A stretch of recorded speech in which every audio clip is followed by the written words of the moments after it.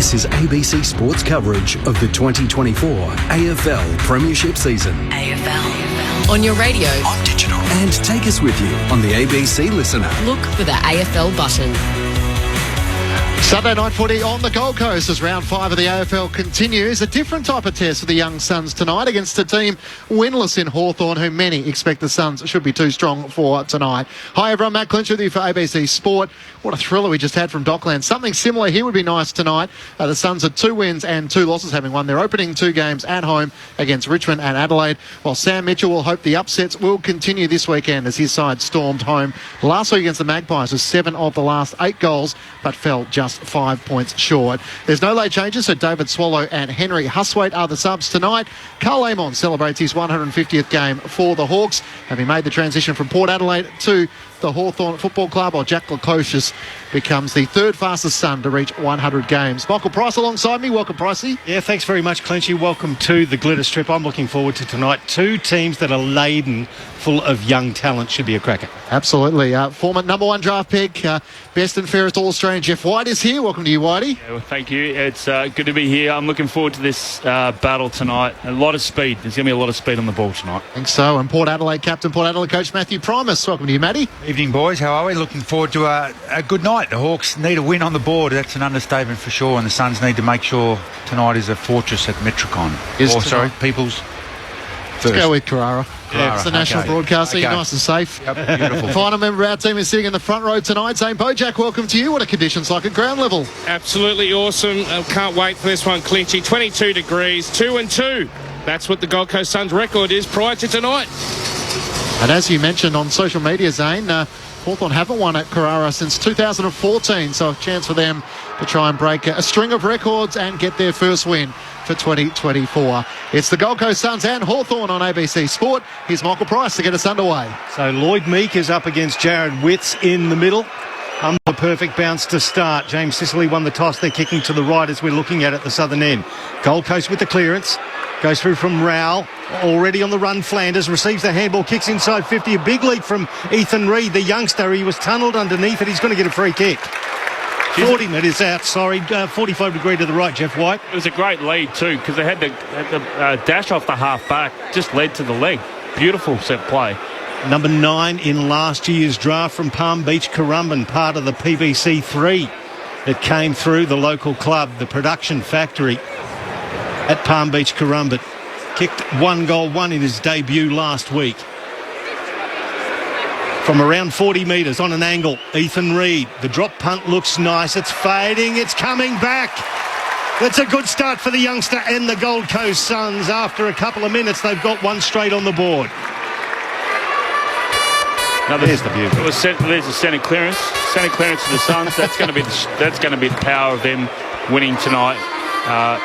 Just great hands, great run off the half back line there, and outstanding lead there from Ethan Reid, just leading to the leg, creates some space, good synergy there with the forwards.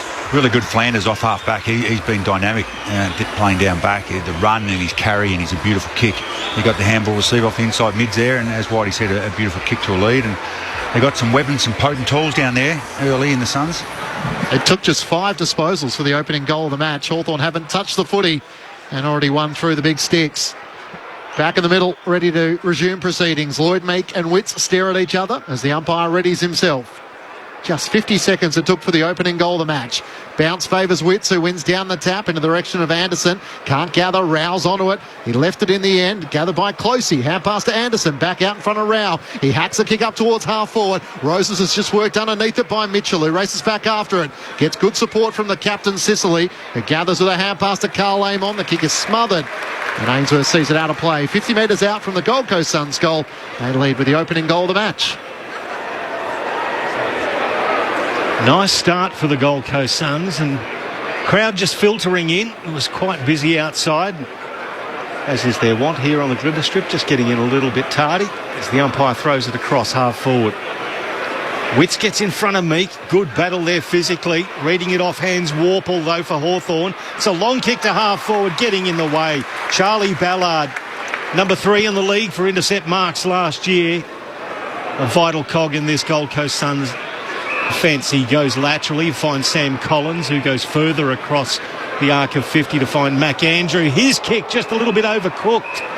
Came off the hands there of Will Powell. It's going to go over the boundary line in front of the interchange gates. There'll be a throw in. Yeah, Ballard looks like he's on Hardwick, who obviously got swung forward last week against the Pies and nearly won the game for him. So interesting matchup. Height with Ballard, the small on the ground for Hardwick.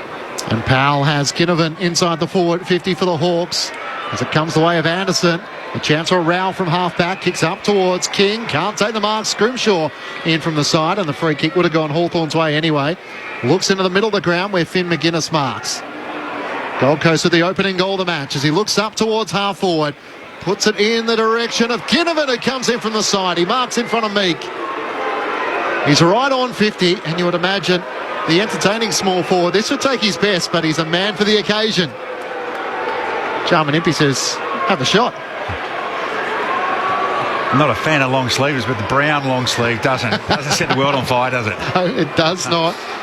Playing against his former side last week, Collingwood, he kicked 1 goal, 1. And a chance to start the Hawks tonight. He veers out to the right. Ginnivan gives it everything he's got. It's offline to the left. And through for the first score for the Hawks, a minor score. The Suns won straight 6. 4 minutes gone, opening term on ABC Sport. Like the Hawks going through the middle there. They did that the second half last week. So the Suns play on through Flanders. Goes out into the left back pocket to find Will Powell. Nobody standing the mark. He's got plenty of room to play on. Does so now as Hardwick approaches him. He has a bounce and cuts back into the corridor. Aggressive kick was a beauty. Found Ainsworth. He peels off and finds Closey on the wing. The youngster playing his second game. Delivers inside 50 and hits Roses. Well, he's got good foot skills for a kid who's played one game and about 10 minutes of AFL football. Young Closey, and Malcolm Roses is going to have a shot from the boundary. The right forward pocket, he's facing inboard and looking to curl it around by the looks of things. About 40 metres out. Now he sort of corrects that and he's going back and looking to kick a straight drop punt. He's standing on the arc and he's going to make his way forward. A very tight angle for a drop punt. He wheels around the left foot. He strikes it nicely. Goal umpire likes it as well. They all get around young Malcolm Roses. The Suns get their second.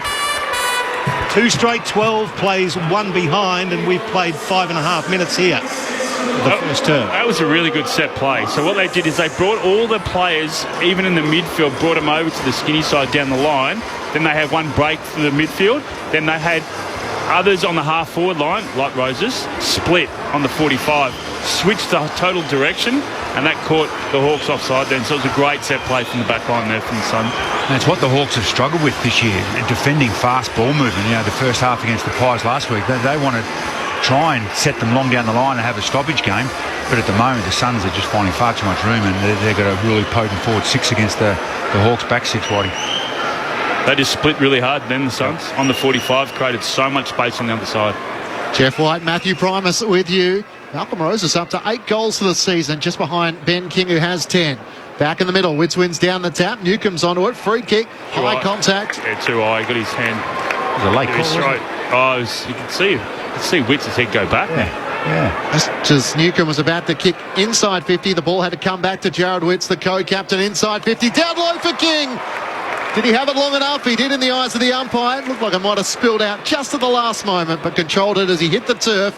Almost a slips catch down low, and the umpire has paid it. A chance for a third goal for the Gold Coast Suns in the opening 6 minutes. It slipped through his chest and went down to his knees and legs, but the umpire was on the wrong side to call it.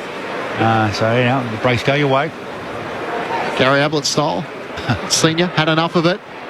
Ben King looking to continue the good ties of the Gold Coast Suns. Comes in, a textbook finish. And they are red hot, the Suns here at Carrara. The opening 3 goals of the match to open up a 17-point advantage. The young and the old with Roses, King and Reid all on the board. 3 straight 18 to Hawthorn, 1 behind. Jeff White and Matthew Primus with you. Good sign of good forward line structure is that you don't have all your talls or your smalls going for the ball at the one time. They've gone inside. They've gone inside forward line 3 times now. Reid got the one-on-one contest. King then, one-on-one contest, and Roses, one-on-one contest. So they're all working for each other. They're creating movement, they're creating spread, and they're not getting in each other's way, which creates a havoc for the defence because they can't zone off. 3 inside 50s, 3 goals. That's not a bad conversion rate at the moment. 21 disposals to 6. Yeah, they've been able to get their hands on the ball, that all the Hawks, especially at centre bounce, 3-zip. Back into the middle, Jared Witts. It'll be called back. It was an awkward bounce from the umpire. He'll do it all again. So it's Lloyd Meek for Hawthorn. Jared Witts, the co-captain of the Gold Coast Suns, in the middle. Umpire throws it up. This time Witts grabs it out of the ruck. He did shepherd Meek out to start with. It was a false start. Yeah. Just sort of shepherded him out with the knees. Meek takes the free kick. On the run, Scrimshaw, the former Sun, tackled. Got it back. Went to D'Ambrosio. Kicks it inside 50. Good mark taken there. Finn McGuinness made his way to the front of the pack and took it on his chest. 45 out directly in front. That was a great grab. And playing in front. That was it, just the quick movement. It was Scrimshaw who was under pressure, got the kick quickly inside 50, gave him every chance to get it. So the father-son, Finn McGuinness. He'll unleash this one from 45, directly in front.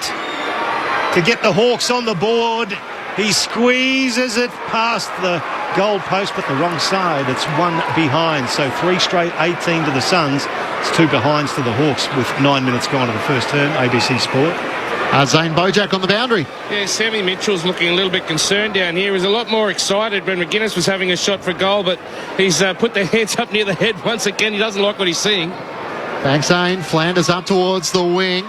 Mark wasn't taken by Scrimshaw. He now becomes the tackler. Tough ball to be won, and the umpire is going to pay a dumping free kick. It's going to go the way of the Gold Coast Suns, and the free kick to be taken at left half back. Bailey Humphrey slowly gets to his feet. He'll win the free kick. They did well to force them long down the line. They've done it again, the Hawks. Humphrey with a long kick in the direction of Witts, and Walter gets to the back. Holman's onto it, tackled by Mitchell. Ball spills clear. Still a chance of the Suns. Graham trying to extract the footy clear. It spills to Fiorini. Quick kick inside 50 over the head of Roses. Charging out Ben King. He gets a little toe poke to it. Newcomb gathers. Dumped in, a tackle by Holman. The umpire circles and will ball it up 40 metres out from the Gold Coast Suns goal. They lead by 16 points early stages. Whole bunch of players inside 50 for the Gold Coast Suns. The Hawks defending grimly as Mitchell takes it off the hands of the ruck. He's tackled by Bailey Humphrey. Taken to ground. He's holding the ball. Just could not get rid of it. It was an all-encompassing tackle from Bailey Humphrey. The new look Bailey Humphrey. He's cut the hair and he's basically got a full sleeve going down the right arm. He's going to have a shot from about 40 metres out, a slight angle to the left. It looked like he had an opportunity there and tried to fend him, but great. She said laying their tackle's really good here, the Suns. That was a tackle that stuck. So Bailey Humphrey. 1 goal, 3 so far this year. Let's go from 40. He's just strayed that one. Sprayed it, I should have say. To the right, 1 behind. Just got underneath it, didn't get kicked through it. So first blemish on the board for the Gold Coast. 3-1-19, plays 2 behinds. The voice of Michael Price alongside Matt Clinch calling the action. Zane Bojack down on the boundary. Matthew Primus and Jeff White, your experts on ABC Sport tonight. The Hawks have it at half-back. Frost is under pressure. Kicks a relieving kick straight up in the air. McDonald flies. Spoils it away from Humphrey. Off the hands of Nash. And no chance really to clear it, as the ball is stuck underneath Sam Butler at left half-back for the Hawks. The Gold Coast Suns 3-1-19 to Hawthorn 2 behinds.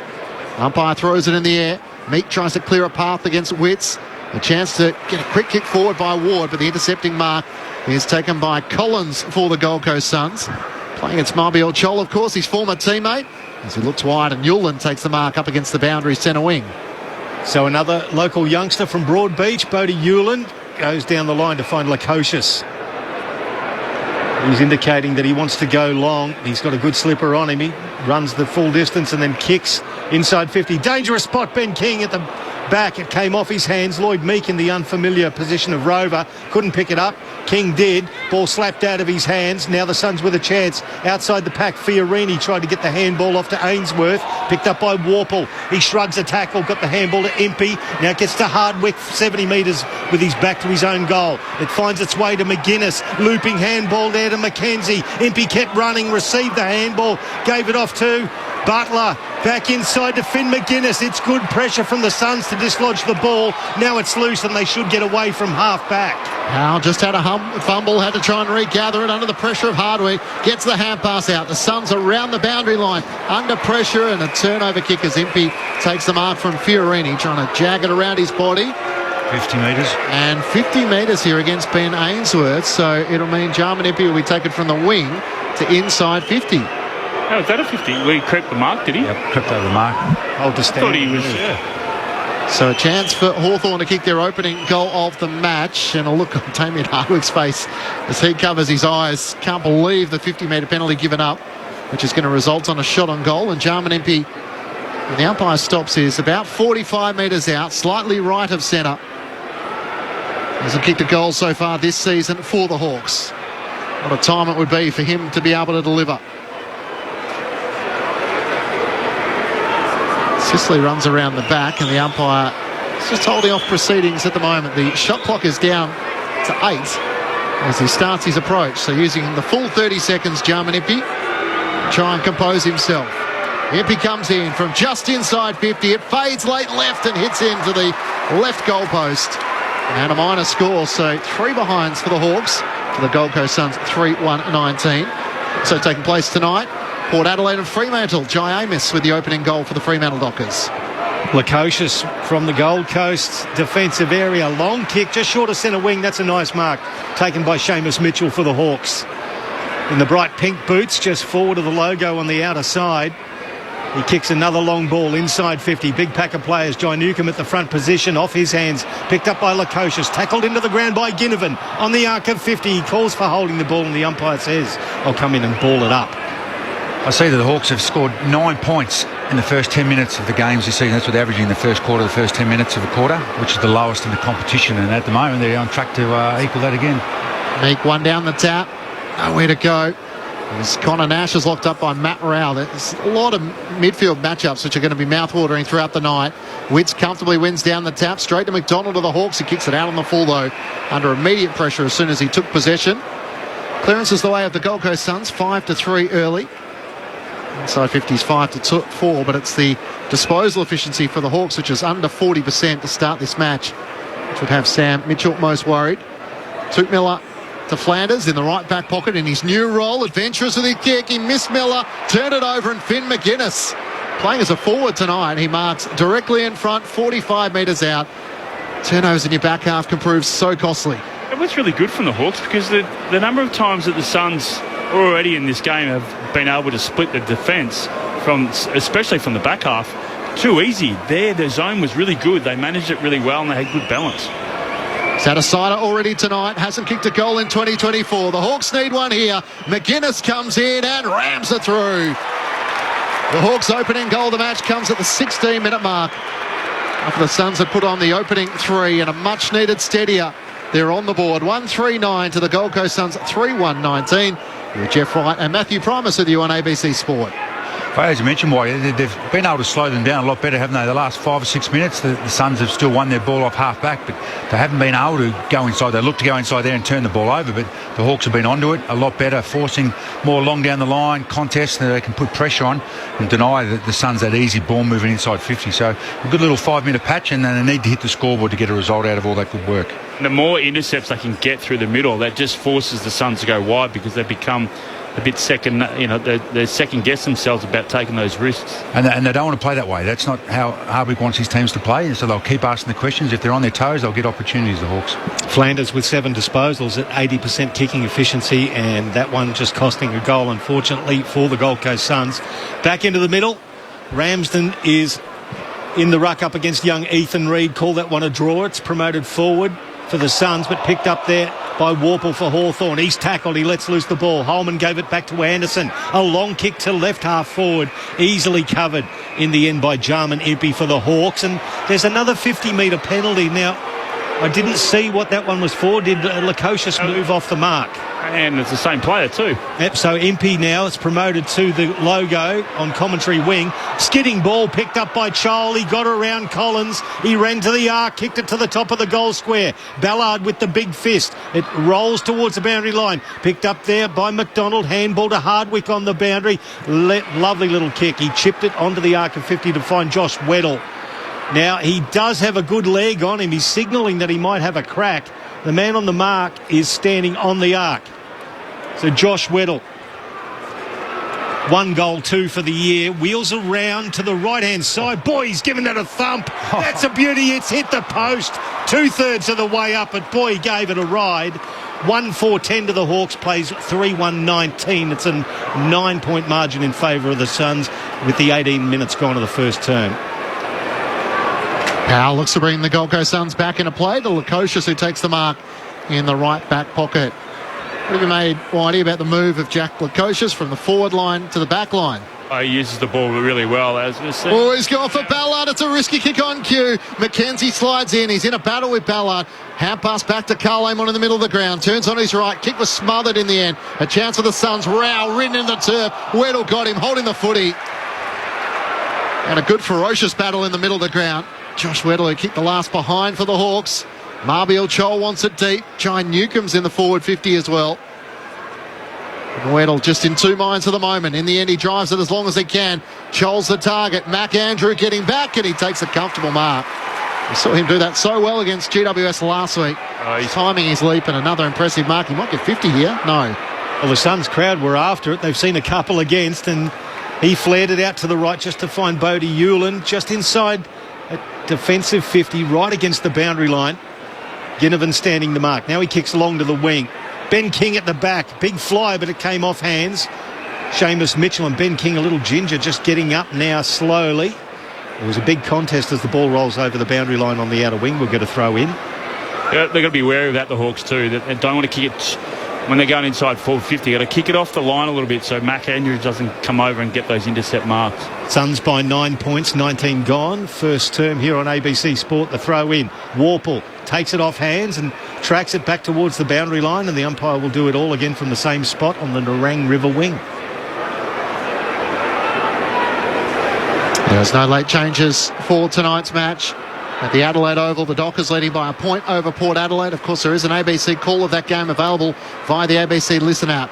As Reid wins down the tap. Under pressure, Humphreys got it back to Reid. Hand pass to Anderson through the middle of the ground. Fiorini drives a kick looking for King. Weddle makes the spoil. Charging onto it, Perry. Just can't gather it cleanly. Bumps Frost out of the way. Walter, clean pickup. Hand pass to King. The future combining. He misses to the right-hand side. Off the outside of the boot, Ben King.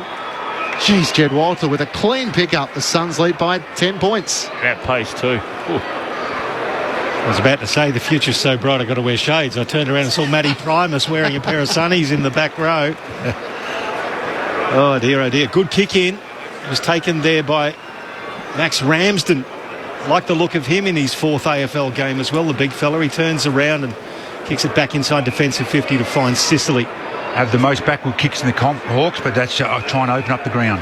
He's definitely got it back around. Scrimshaw, the former Sun, that's a scrubby looking kick. Made it difficult for Seamus Mitchell. He overran the ball, picked up by Ballard now.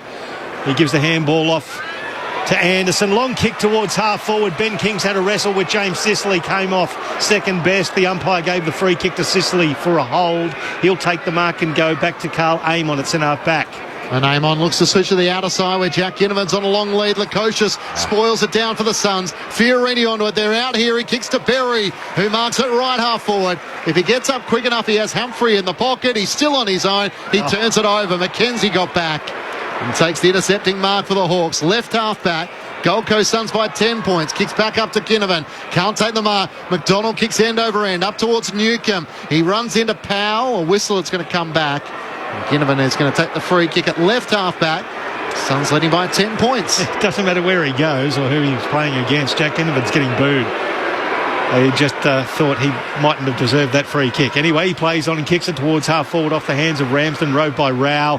The man-child delivers a handball forward to Fiorini. He's tackled off the ball. How did he dispose of it, sir? It spills into the corridor. Dylan Moore picks it up, gives it back now to Warple. Handball back into the corridor through the hands of Finn McGuinness. Will Powell comes through for the Gold Coast. Gives it to Witts. Witts backward to Anderson. Anderson tackled off it by Warple. It spills into the hands of Rao just behind the centre circles. Oh. He kicks it to the wing, almost a major collision between Walter and Ainsworth. Ainsworth took the mark and chips it forward to find Holman.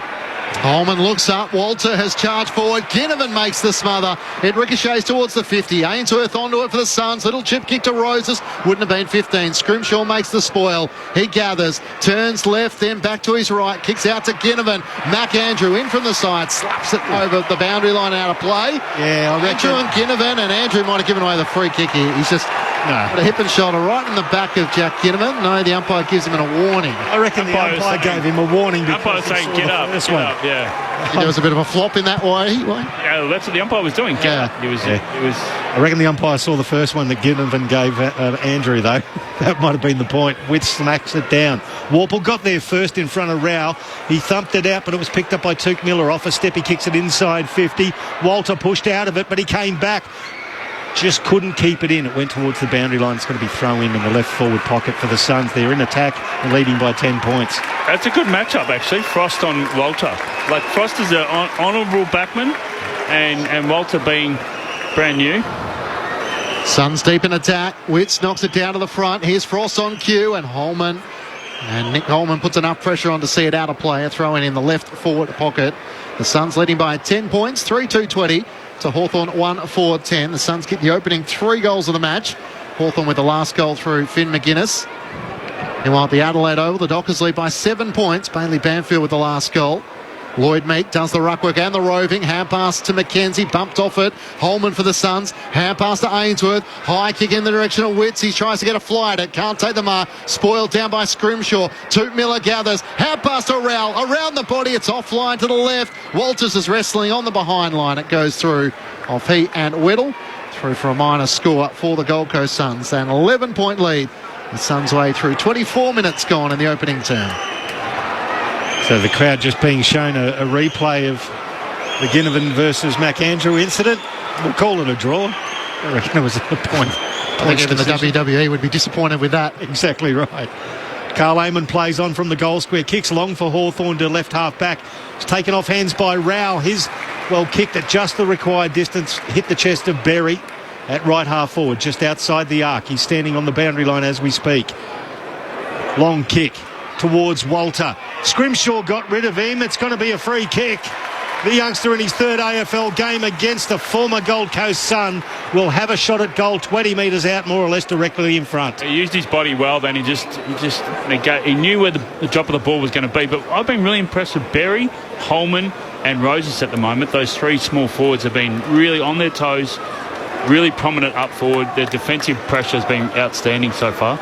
Ed Walter, the number 3 draft pick last year, again from Palm Beach, Currumbin, the football factory, if I can use that phrase, comes in from 25 metres out. Bangs it through. The Gold Coast get their 4th goal. He gets his 2nd career goal.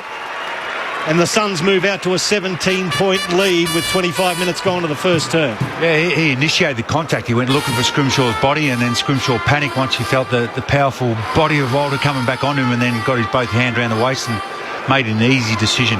And disappointing because the Hawks were a bit in control of the game the last 5 or 6 minutes, but they just lost their way when they were coming out of back 50 a couple of times. And as we mentioned, the Suns have, even though they might have some youth down there, they've got a lot of firepower on the ground and in the air.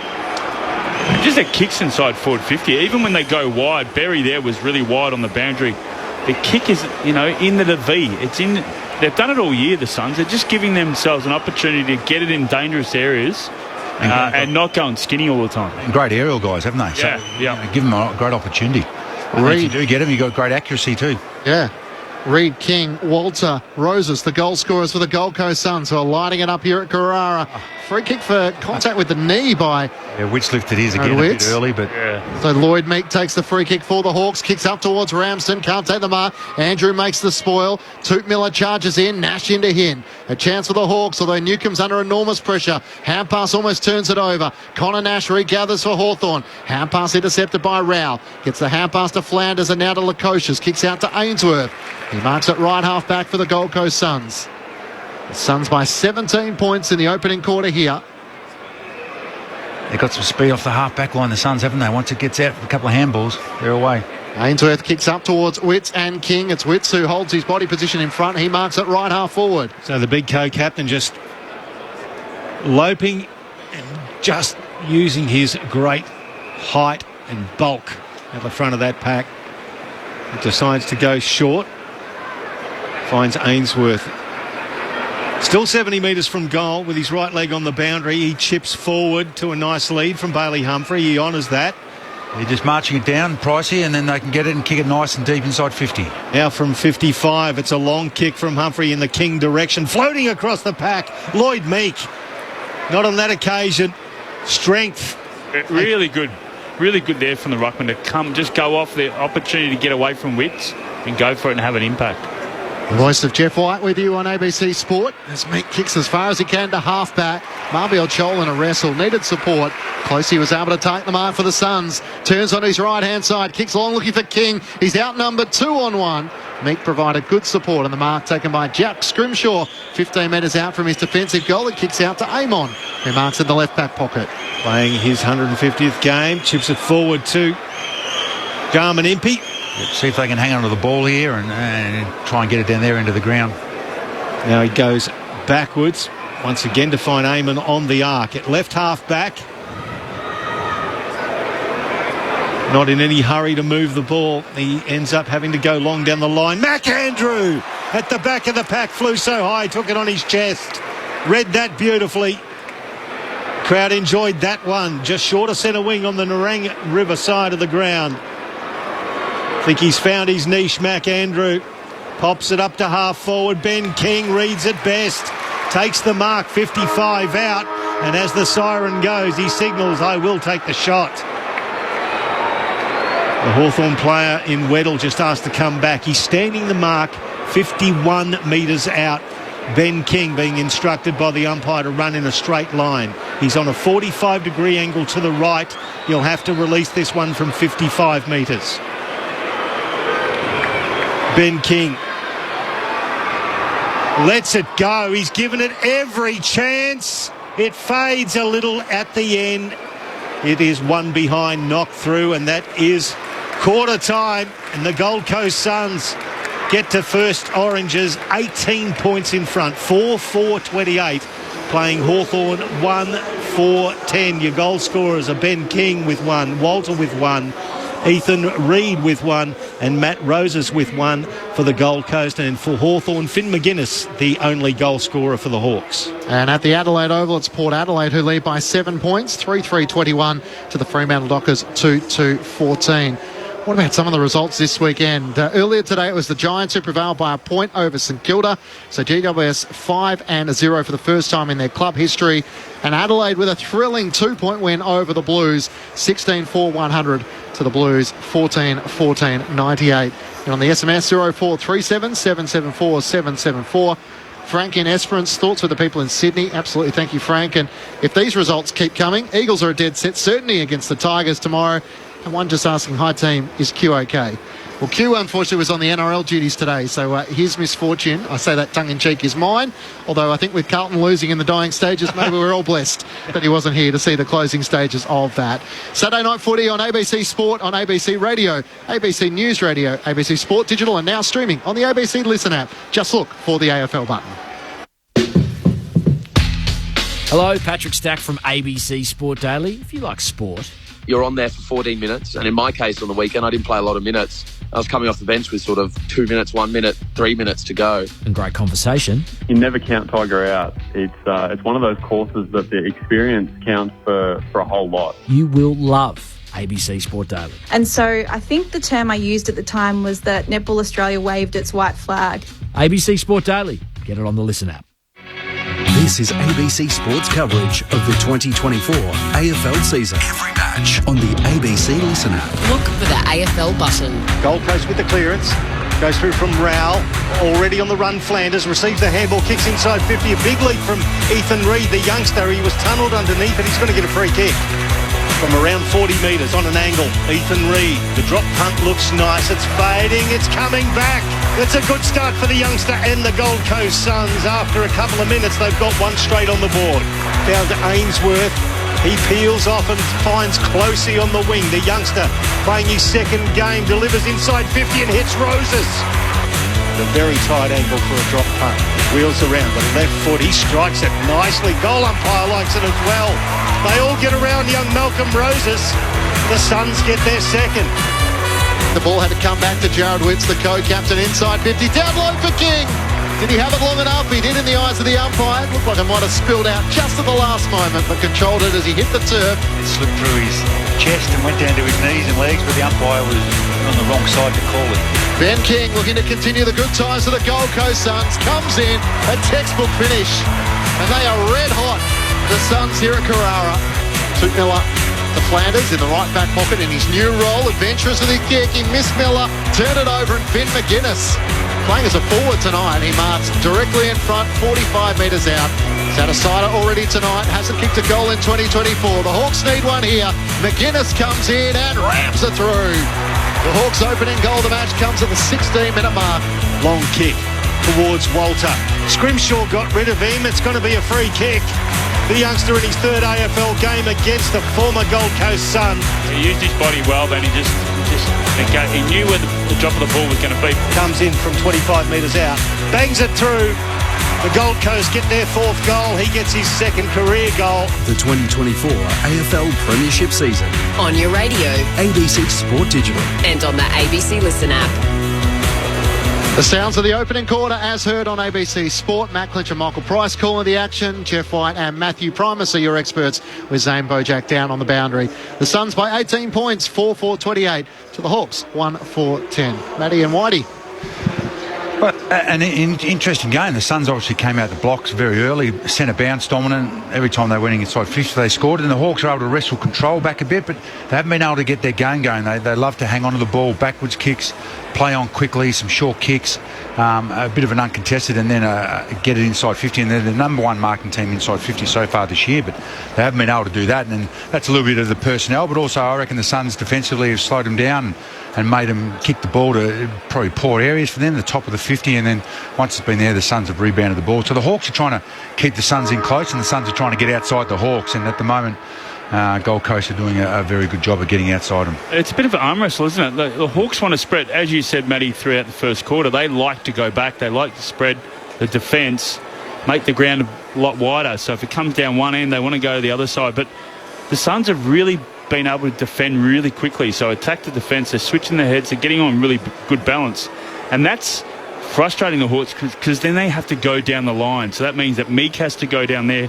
They haven't got tall forwards. They haven't got the personnel tonight. They haven't got the personnel there. So, and that's played in the hands of Mac Andrews. So I think, from my vantage point here, I think Hawks got to take a risk. Got to go that 45 in the middle, and they've got to separate. And they've got to get it. And they've got to move the ball quicker, because if they slow up, that's when the Suns are able to get their numbers back. They're able to clog them up, and they can't get that turnover and that switch that they want in their back half. Well, they're the number one play on team, Whitey, but tonight they just haven't been able to do that at all, have they? By foot.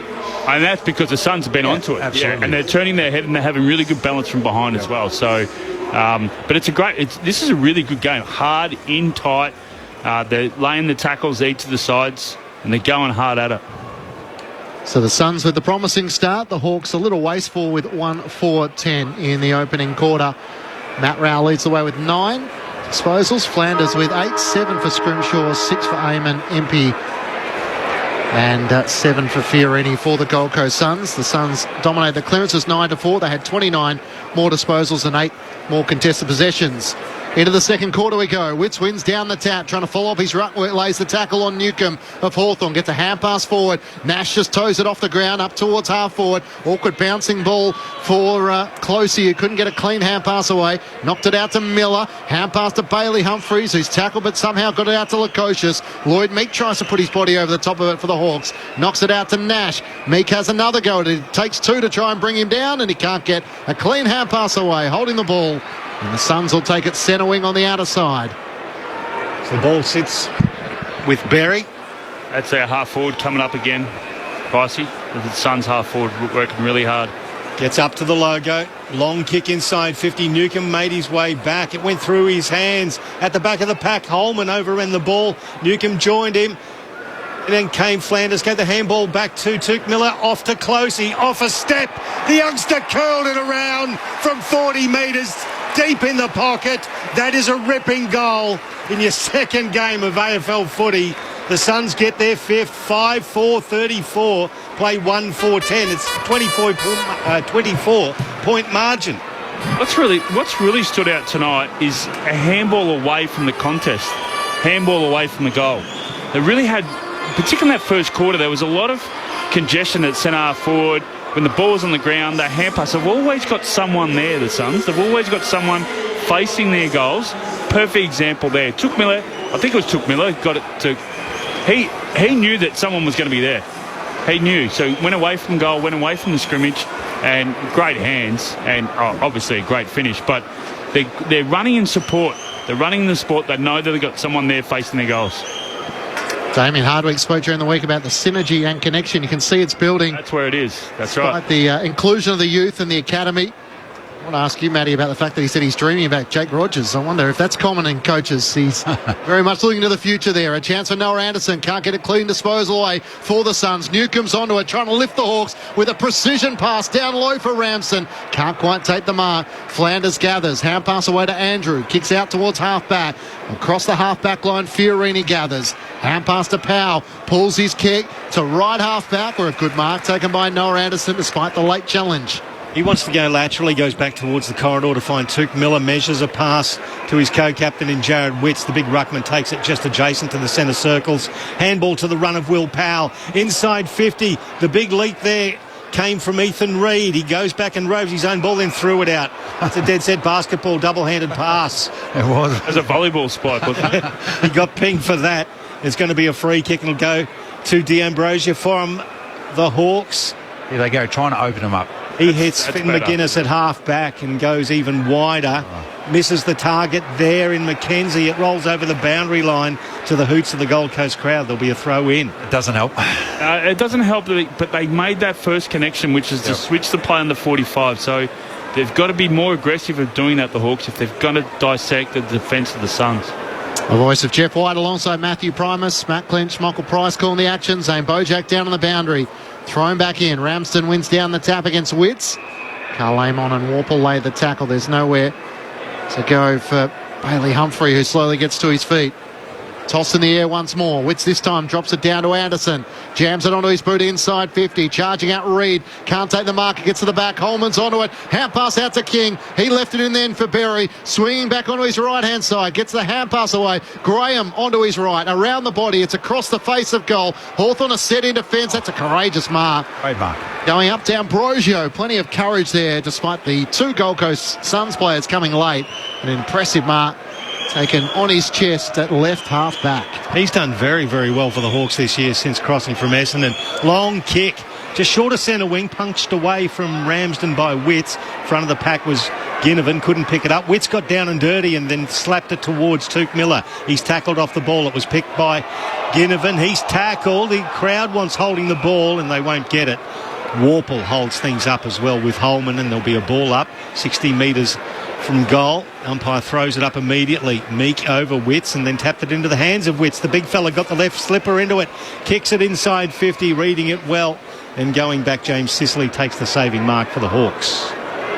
Just the fourth disposal coming out for the Hawthorn captain tonight. That was his first mark of the match as he looks out towards half-back. Marbiel Chol led superbly into the space. He got a good block to clear him from Sam Collins, from Lloyd Meek, and the former Gold Coast Sun has it at left half-back.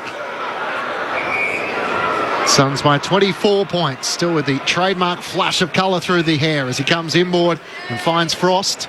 He looks through the middle of the ground. That's a beautiful kick, a bullet pass to Impey. He marks and plays on, runs away from Ainsworth, kicks inside 50 in the direction of Dylan Moore. Was he held, impeded? He was.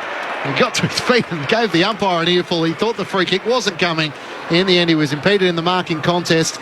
The free kick against Jack Lukosius And he'll line up on a 45-degree angle in the right forward pocket, 40 metres out from goal. And that's what I reckon. If I was Mitchell at half time, I'd be saying to Frosty, you've got to take those kicks more often. That's what opens up, and now they've got a set shot. Exactly. No defence can defend that, can they, Waddy? 6 goals straight so far this season for Dylan Moore, and here's another beautiful set shot as he finishes with absolute class from the right forward pocket.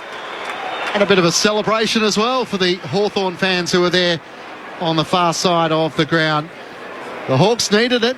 The Suns leaders cut back to 18 points with their second goal of the match. Hawthorn 2-4-16 to the Gold Coast Suns 5-4-34.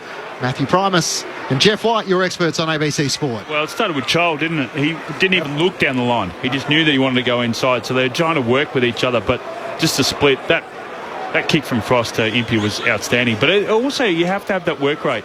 Impey was at the half-back. He was on the half-forward flank, split straight across. So outstanding kick, but they've got to do more of that, the Hawks. Yeah, if they can get that right, and then they can win more of these stoppages to get the ball down their end, because you're not going to win a game constantly coming off half-back. They haven't been able to get their centre bounce and mid-stoppage stuff right, but definitely that ball moving a lot better. It's 12-6, the clearances, as the ball goes back into the middle.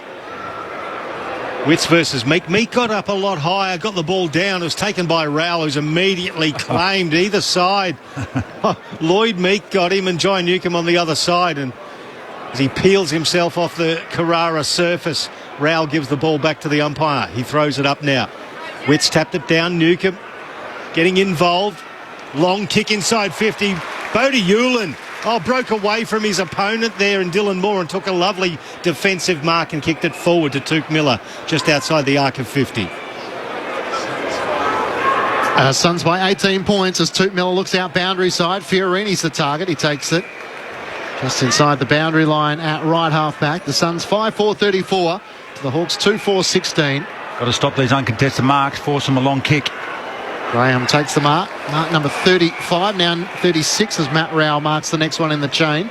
25 for the Hawks. They're trying to get it just outside forward 50 so they can get it straight in there.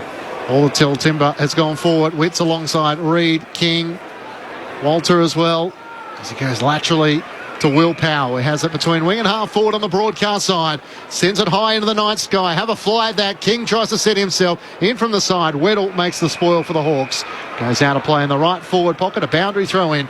The Suns by 18 points. Yeah, they're not going to fold back the Hawks. They've got to hold their line so the Suns get the entry from 80, 90 metres out, not 65 metres out. That's when they're most dangerous. They did an okay job them. They still folded back a bit too much. Suns plus 43 in disposals at the moment, and they're in front by 18 points on the scoreboard. The throw in, off hands, picked up by Fiorini. He's tackled into the ground by Newcomb and Warple. Ball stuck underneath him. Umpire says it will be a ball up. Only a couple of metres in from the boundary line on the arc of 50, right half forward for the Suns as Witts taps it down. Warple tracks the ball back. Handball off to Carl Amon. Off a step. He kicks it long to the wing. Lukosius follows the ball back and belts it over the boundary line through the interchange gates. There'll be another throw in. On the commentary side, the Gold Coast leading by 18, 34 plays 16. If they can own more of the ball, the Hawks, we can see that they're in the game. They've been blown away possession-wise, but they're not that far off it, but they just can't get enough of their hands on the ball. We know they finished with a flurry with 7 of the last 8 goals against Collingwood last week. Lloyd Meek takes out of the ruck, gets the hand pass to Ward, kicks up towards the 50. Hardwick's outnumbered 3-on-1. And Sam Collins pushes back and takes the mark for the Suns. Switches back inside the defensive 50. Closey takes the mark. Hasn't he been impressive in his second game? Kicked a goal already tonight. Up towards Tuke Miller, who's dragged down. Free kick against Carl Amon. That was great running from Tuke Miller. He was over this side of the wing and ended up getting the other side of the wing. Played just the 13 games last season. In the middle of the ground for Matt Rowell. He had Flanders running past, wanted to give him the hand pass. He was held up by Ginnivan. Rowell long into the pocket. Rose is the target. Can't take the mark. Was impeded. Spills down to Berry. Hand pass away to Fiorini. Trying to swing back onto his left. He kicks to the goal mouth. Running back, Walter can't get a hand to it. And it goes through for a minor score to the left. Suns leading by 19 points. 10 minutes gone. Second quarter on ABC Sport. So the Hawks just taking a bit of a breath here as Sicily holds the ball at the top of the goal square. Umpire actually tells him to move it along, so he does so. More or less goes straight up the ground. Newcomb favoured by the kick, but Following him was Sam Collins and belted it back towards centre half forward. Nicely roved. It came away from the Hawks, Dylan Moore. Then he scrubbed the kick to the wing. McAndrew read it best. Then he had a bounce. It was Shocker. It didn't come back to him. He managed to flick the ball back into his own possession. Handballed it back to Witts. The big fella got it back to Fiorini, then to McAndrew. Danced around Ginnivan. He's danced around another one. Looped a handball forward to Will Graham. It got between a couple. He handballs it over the top to Berry, to Fiorini inside the attacking 50. Now they've turned it over. Duke Miller tackled the Hawthorn player as they exited. Nice mark taken by Max Ramsden at left half-back for the Hawks. McAndrew's show there. He's got some talent, hasn't he? Amazing talent. Continues around the boundary line to Ward. Kicks for Ginnivan. Can't take the market. Ricochets off Marbiel Chol, who puts the bump on Collins. Matt Rao so hard. Head over the footy. Tries to break away from Hardwick. Hand pass to Ballard. Can't get it to Witts. Rao has another go. Fires out a hand pass to Anderson. Trying to link up with Graham. Arches the back. Just got away from Hardwick. Hand pass to Berry. Around the body. Kicks up towards the 50. A hold. It was Walter and Frost. It's going the way of Sam Frost. The ball and go. Oh, I thought they were going to go there. Try and play on quick. Yeah, they've got to go quick here because there's been a lot of activity back and forth. So the Suns they're gassed at the moment. So they've got to get cut them up in the defence. Frost ends up going to Carl Amon, who thought about taking the advantage but decided against it. The Suns by 19 points, a goal apiece so far in this second quarter.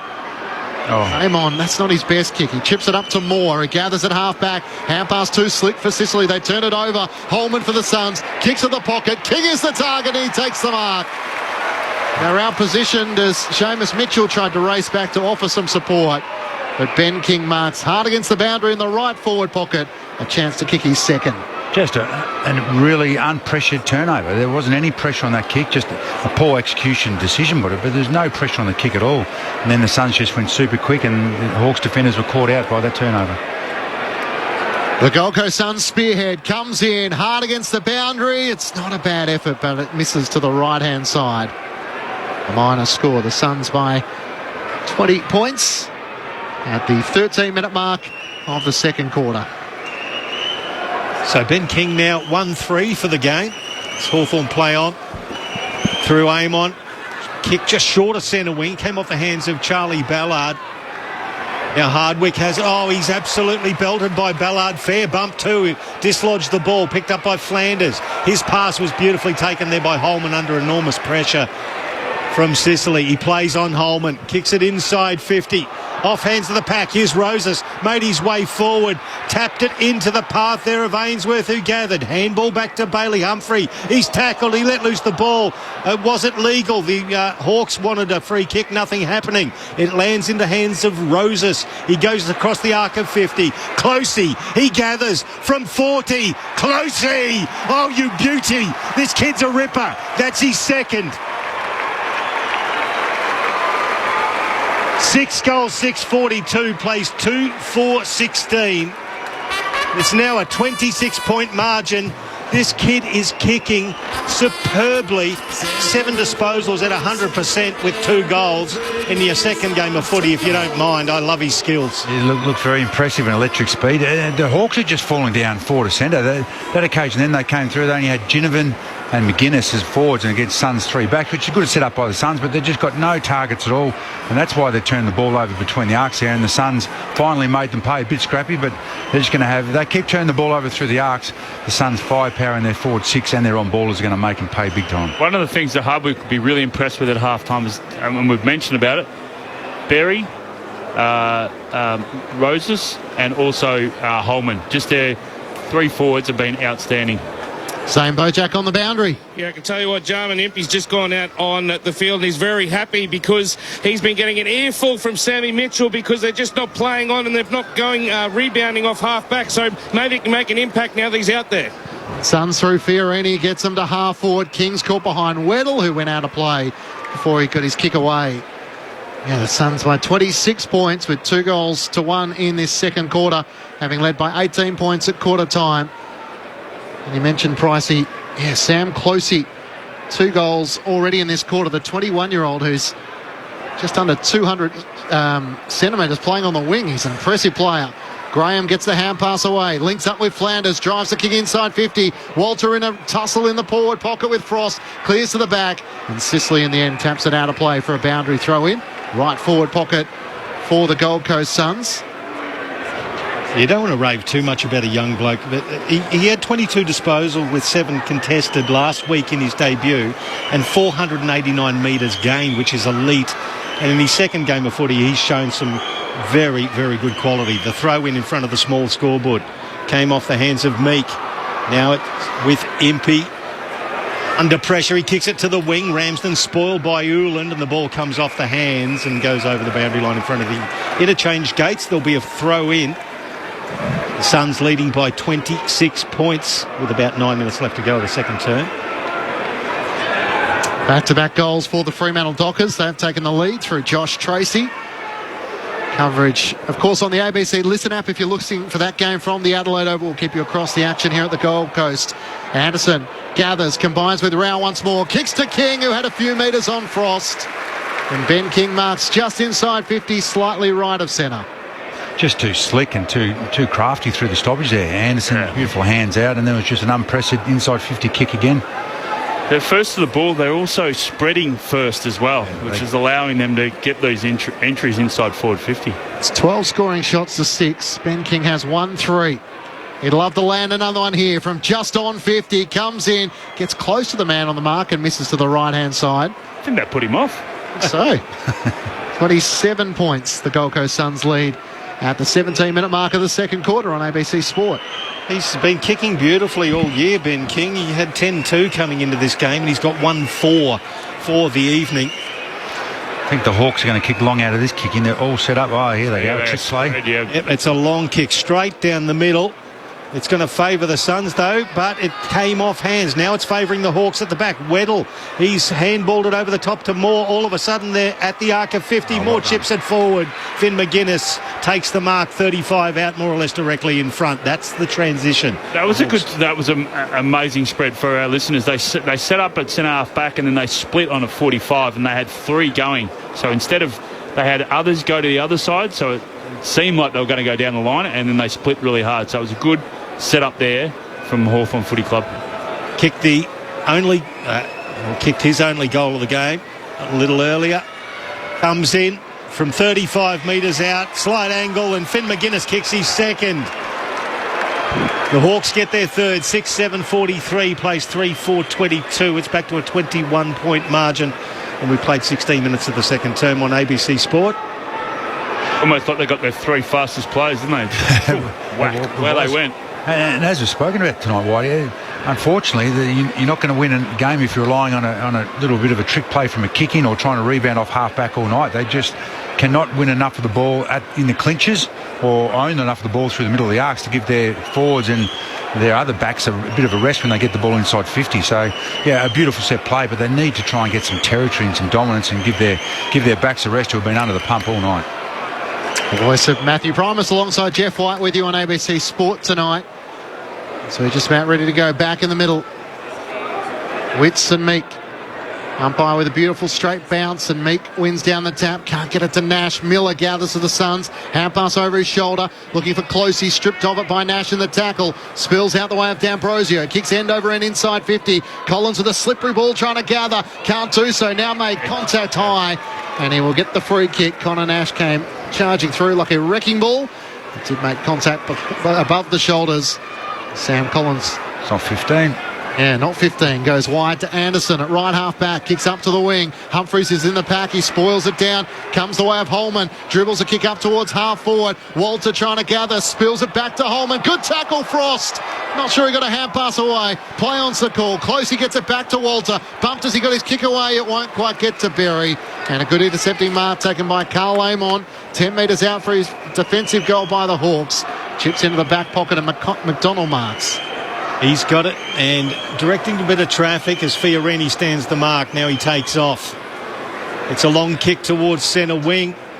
Gold Coast Suns with numbers, roved at the back by Anderson. He gave it to Mac Andrew off a step. It goes back inside 50. Scrimshaw got in front of Witts. Now he gathers the ball at ground level. Gave the handball to Impey. He shrugged the tackle there of Malcolm Roses. Got the kick away just outside the arc. Fisted forward there by Lukosius, picked up by Fiorini, held up about 45 out. The Gold Coast will have another go as the umpire will come in and ball it up. 2 goals apiece in this second quarter.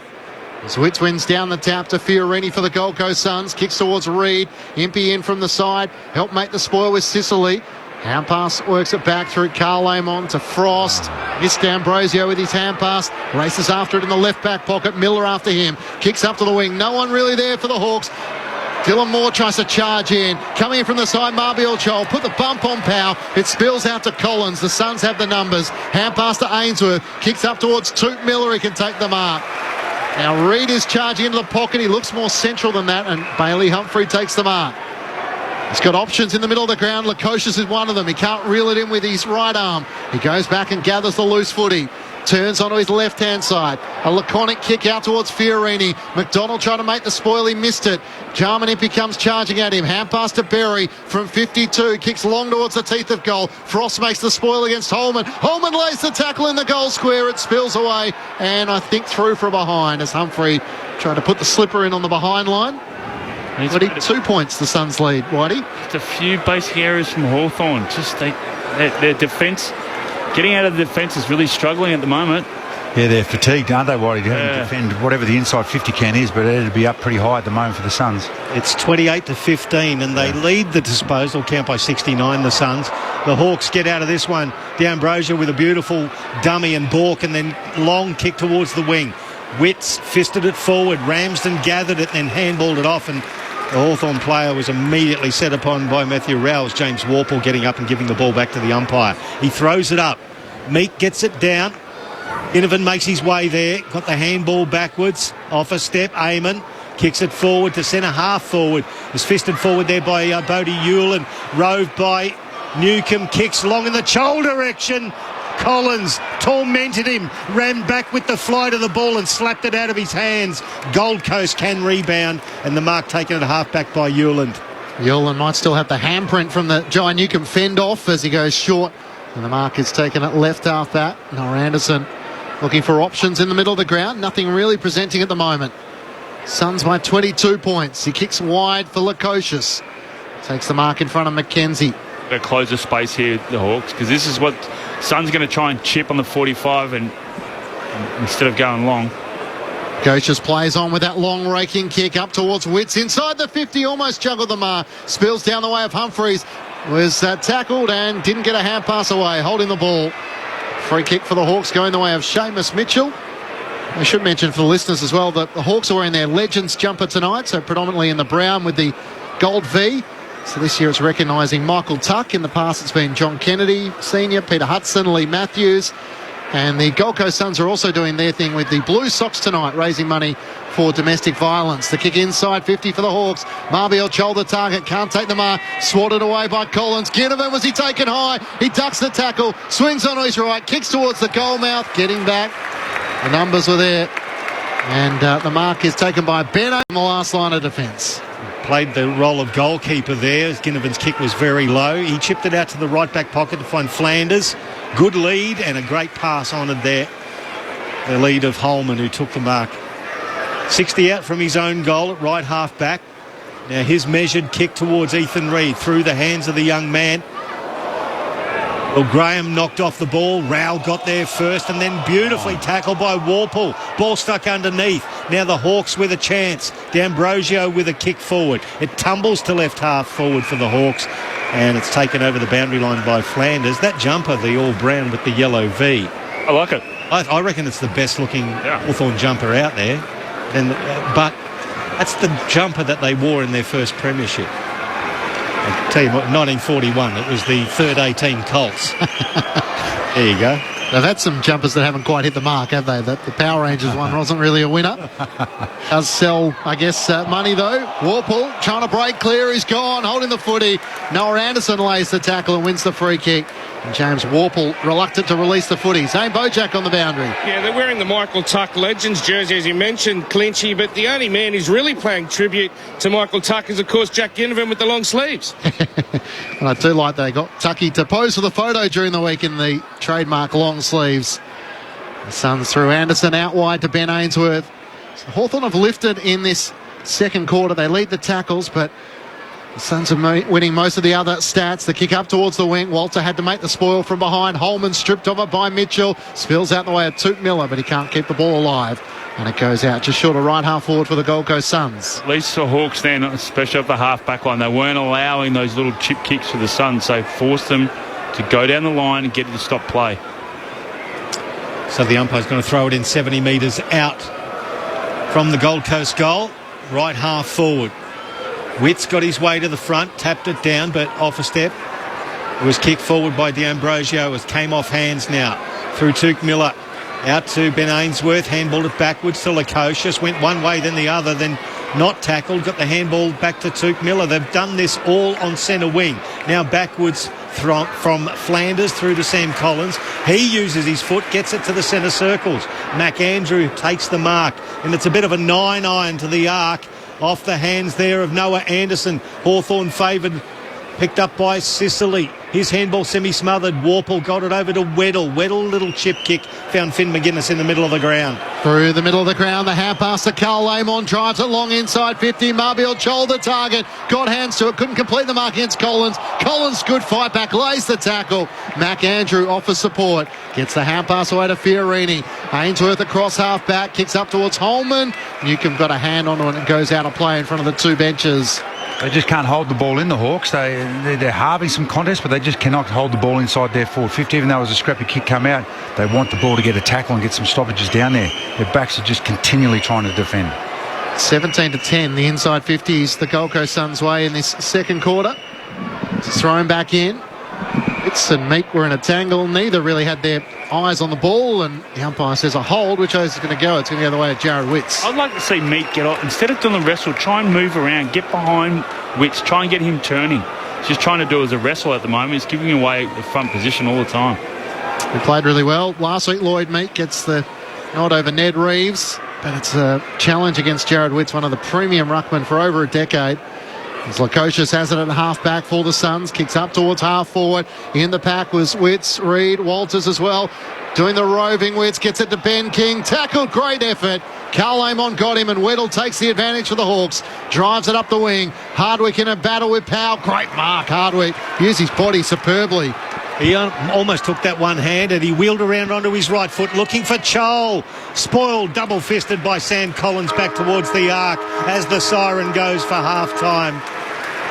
The Suns take a 22-point lead into half-time, 6-8-44 to Hawthorn 3-4-22. That was after they led by 18 points at quarter-time. They've extended that lead by 4 points. The goal kickers for the Suns, two to Closey, individuals to Walter, Reed, King and Roses. The Suns putting 2 goals forward to Hawthorn's 2 straight in that second quarter. Meanwhile, the goal kickers for the Hawks, Moore and Finn McGuinness has 2. The thoughts of Matthew Primus and Jeff White with you on ABC Sport. They just controlled it a bit better in that second quarter from the Suns, but I just love the work rate of Hawthorn. They try to get themselves back at just a few costly areas on the half-back line that just sort of cost them a little bit of momentum. They were trying to spread the defence of the Suns, but the work rate of the Suns is really top-notch at the moment. They're not fumbling. They're very clean below their knees. They're working in that synergy, making sure they have someone that's protecting the ball. They've got numbers from behind. They're using the ball by feet really, really well. So the Hawks are, they're still in this contest. They're working extremely hard. They've just got to just tidy up in a few areas, be a little bit more patient, have a bit more poise with their skill levels, and then to try and get on there, use their pace. They've got a lot of pace from the half-back line. They've got to try and use that a bit more, try and separate the defence of the Suns.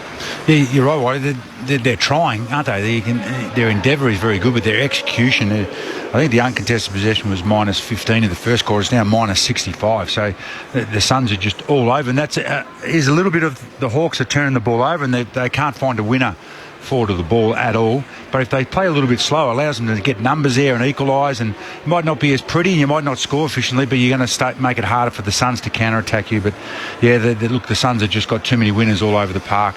They're stronger than inside, and they've just got, as you've mentioned a few times, Whitey, they've just got great shape around the contest. For our listeners, a couple inside, and then they know that they've got a handball to the left or the right or back, and then once they get that first handball out, they just explode, and then their forwards have got some great craft. I've just been really impressed with their small forwards. Ainsworth, as a goalkeeper, you called it, Clinch, he gives down in the back line.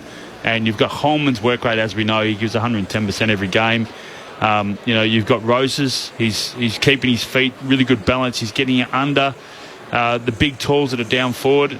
Mac Andrews has been outstanding. Just the ability to push off and get a contest and either mark it in the air or intercept possession, using the ball really well. And Sam Collins has been outstanding on Marbiel Chol. So the balance across the whole field, and their midfield grunt, led by Rowell and Anderson, has been outstanding. Took Miller has been outstanding. So across the board, they've been really balanced. So this is where Hawthorn's got to change it a little bit, especially getting their skills up to scratch and not trying to invent too much. Take the first option and try and get the ball moving really quick, because the Suns are flooding back, zoning up. Yeah, let's hope they make some adjustments like they did last week against the Pies, when it looked, the game was over and dead and buried, and then their second half was outstanding. But I'm not sure. They've got to try and find some winners forward to centre, because unless they do that, the Suns' back six are just too dominant tonight. It's funny, Matty, you mentioned the inside 50s, 31-19, the Gold Coast Suns' way, and yet the Hawks look so damaging when they move it quickly, but that matchup for Marbiel Chol and Sam Collins, that's not working for Hawthorn. So I wonder, Blake Hardwick kicked 4 goals after half-time. Does Sam Mitchell maybe tinker and try and get him to play a little bit deeper and closer to goal, and maybe push Marbiel and try and get Sam Collins out of the way? Well, I think they had Chol up early in the second quarter, but then they weren't able to get their ball moving going. So every time they looked forward, they had their smalls ahead of the ball, and that wasn't working for them. So then they put Chol down there when they were able to win some ball, but Collins is just, I think he's one of the best one-on-one defenders in the competition. So if they can win more of the ball, you can play Chol a little high, but at the moment Mitchell's saying, I don't know what I'm going to get quarter to quarter.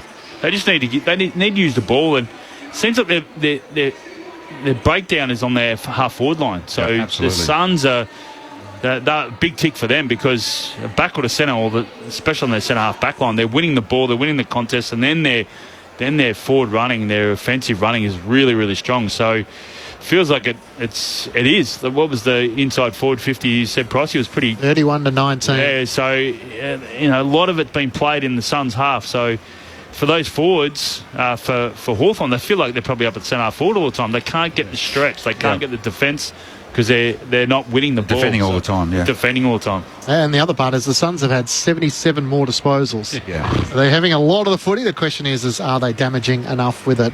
Half-time here at Carrara. It's the Gold Coast Suns who lead by 22 points over the Hawks. 6-8-44 to Hawthorn 3-4-22. Meanwhile, it's also half-time at the Adelaide Oval, and the Dockers hold a narrow lead there, 5-5-35 to Port Adelaide 4-5-29. Earlier today, it was a thrilling 2-point win for the Adelaide Crows over Carlton. We'll tell you about that in a few moments' time. And the GWS Giants made it 5 wins on the trot to start a season for the first time in their club history, defeating a late charge from the Saints by a point. But for the moment, let's get the latest from the ABC Newsroom.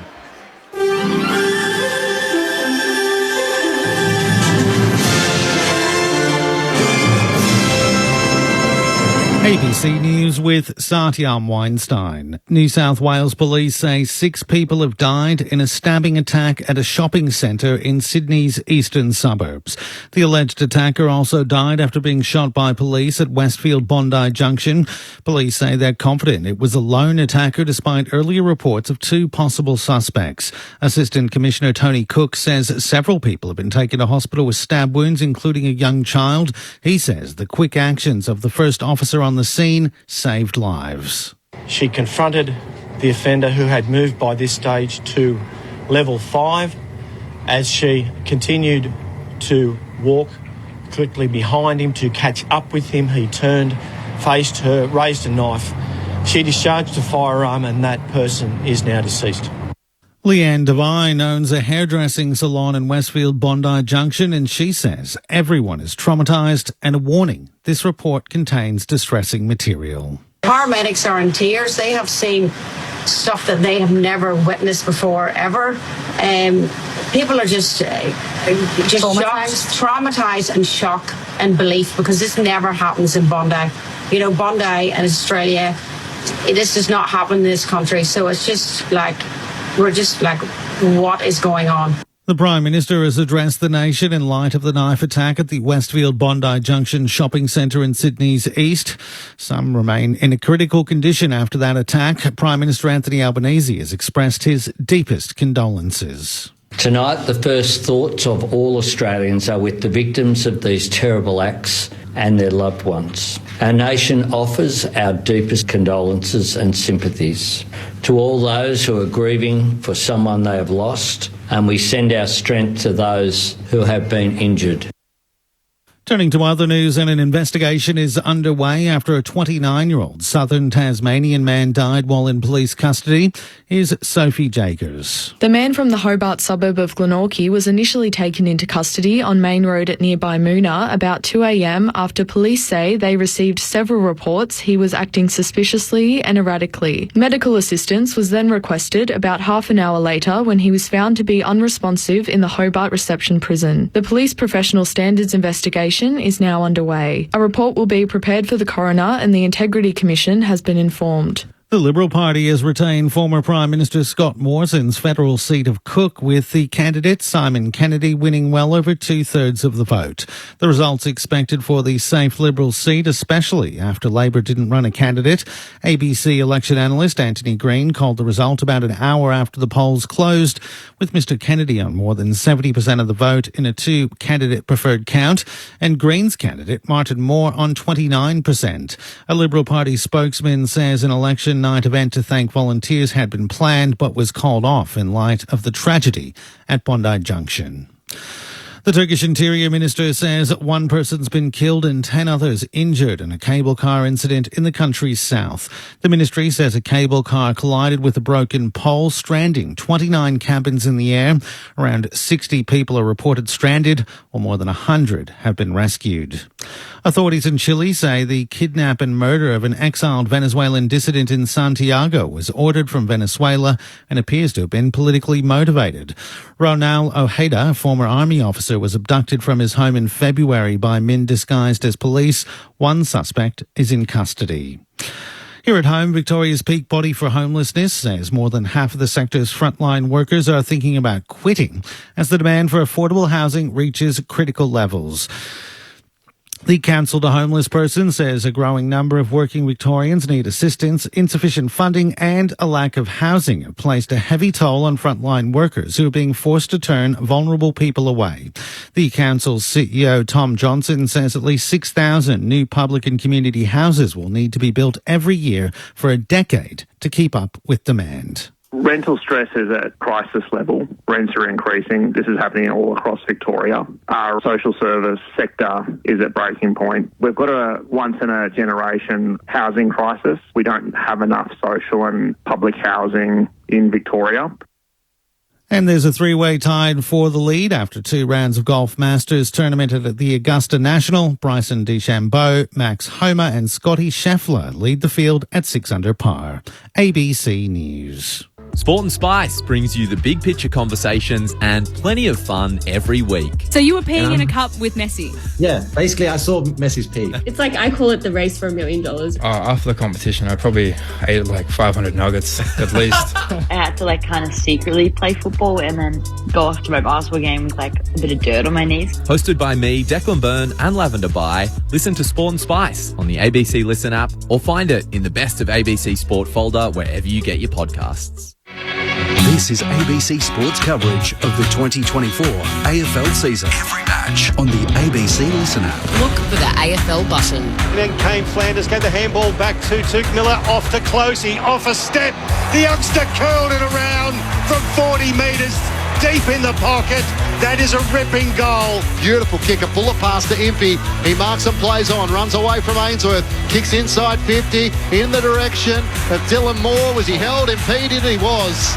if I was Mitchell at half time, I'd be saying to Frost, you've got to take those kicks more often. That's what opens up, and then now they've got a set shot. No defence can defend that. 6 goals straight so far this season for Dylan Moore, and here's another beautiful set shot as he finishes with absolute class from the right forward pocket. The Hawks needed it. It lands in the hands of Roses. He goes across the arc of 50. Closey, he gathers from 40. Closey, oh you beauty. This kid's a ripper. That's his second. Weddle, he's handballed it over the top to Moore. All of a sudden they're at the arc of 50. Moore chips it forward. Finn McGuinness takes the mark. That was an amazing spread for our listeners. They set up at centre half back, and then they split on a 45, and they had 3 going. Kicked his only goal of the game a little earlier. Comes in from 35 metres out, slight angle, and Finn McGuinness kicks his second. The 2024 AFL Premiership season. On your radio. ABC Sport Digital. And on the ABC Listen app.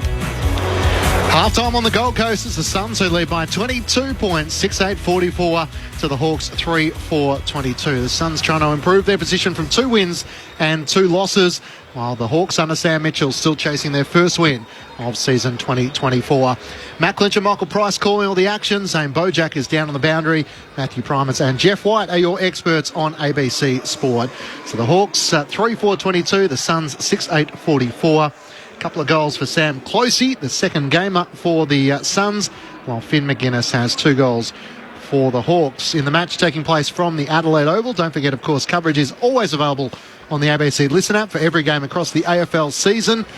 And the Fremantle Dockers and Port Adelaide, and Fremantle taking the lead just ahead of half-time. So a narrow ball game there, but Fremantle able to fight their way back. Josh Tracy with a couple of goals in that second quarter to have them in front at the main break. What about some of the results, Whitey, today? I mean, we were talking the Giants, 1-point winners over the Saints. St Kilda kicked the last 6 goals of the match. Rowan Marshall got the 3 votes. I knew you'd love a ruckman getting the recognition. He had 16 clearances in the Giants. 11-4-80 win over St Kilda, 12-7-79. Comes at a cost, though, the head injury to Sam Taylor. He thankfully sent a photo from hospital in Canberra. He has been cleared, but will obviously have to go on the concussion protocol. Steve Cornelio left the match in the last quarter with a knee injury. Josh Kelly had a rib injury. Max King was off the ground. There was carnage left, right and centre. And the Saints banged on 6 goals and just fell short. Oh, it was an outstanding last quarter, wasn't it? And the Saints just took off. They had nothing to lose. And they played similar to how they played last week against Richmond, where they just played on. They got their game going, run from behind, and they started hitting their targets. And it was a great finish. And, yeah, Rowan Marshall was outstanding. Just grabbing the ball, but his second and third efforts are out. 16 clearances for a ruckman. Big day, Whitey. Big day, and he covered the ground so much. Forward, back, he was really outstanding. Ross Lyon was asked about him in his post-match press comments. He said, it was pretty good, huge game, huge guy, huge impact. But we didn't get the win, so he was a bit sour, Ross. Sounds like Ross. His team's been in most of the games in which they played. They've all been single-digit margins, but the wrong side of it tonight. And we're all watching the Blues and the Adelaide Crows as we're waiting to come on. 11 lead changes, Adelaide prevailing by 2 points, 16-4-100 to Carlton 14-82. Sam Berry kicked the winner. So the last 3 goals of the match going the way of the Adelaide Crows, and there were stories left, right and centre. Jordan Butts finished with a hamstring injury, but he played out the game. Injuries from McGarvin and Sard. Yep. Matthew Nix's road record, which hasn't been all that impressive, but he gets a win against the trend, and Adelaide are on the board in 2024, and goodness, didn't they need that? Yeah, and they've shown a few times this year, like even the first round against the Suns, they finished off in the last quarter. They finished off really well. So they're fit. But what they did today is they played on. They had every opportunity they were playing on. You could say it was very evident in the way they played today, and they got back to their formula that they had last year. And it was hard for Carlton to go back in zone. They couldn't get back in time. Okay. Yeah, I didn't see much of the game, but it would probably go to happen for Carlton. I think they've 4 games this year, or 3 games they've won by under a goal, so they're probably due to lose a close one. You know, if you go on the end of the year, the stats would normally say that. But we're just going through Whitey, with Whitey before. Clinchy, Carlton run the next 5 weeks. That is, I think it's the Giants next week, and then something like Geelong, Collingwood and Melbourne, and then Sydney. So it's a big 5 weeks for them coming up. with a couple of injuries. Find out how good they are, won't we, after that run. In the NRL today, round 6 of the competition, the Warriors and the Manly Seagulls, which Quentin Hull was calling, couldn't be separated. Locked at 22 apiece at the final bell. Parramatta defeated North Queensland 27-20. And in the Saturday night match, it's the Cronulla Sharks who lead the South Sydney Rabbitohs 8 points to 6. Of course, coverage on the ABC Listen app. Just click on the ABC Sport button.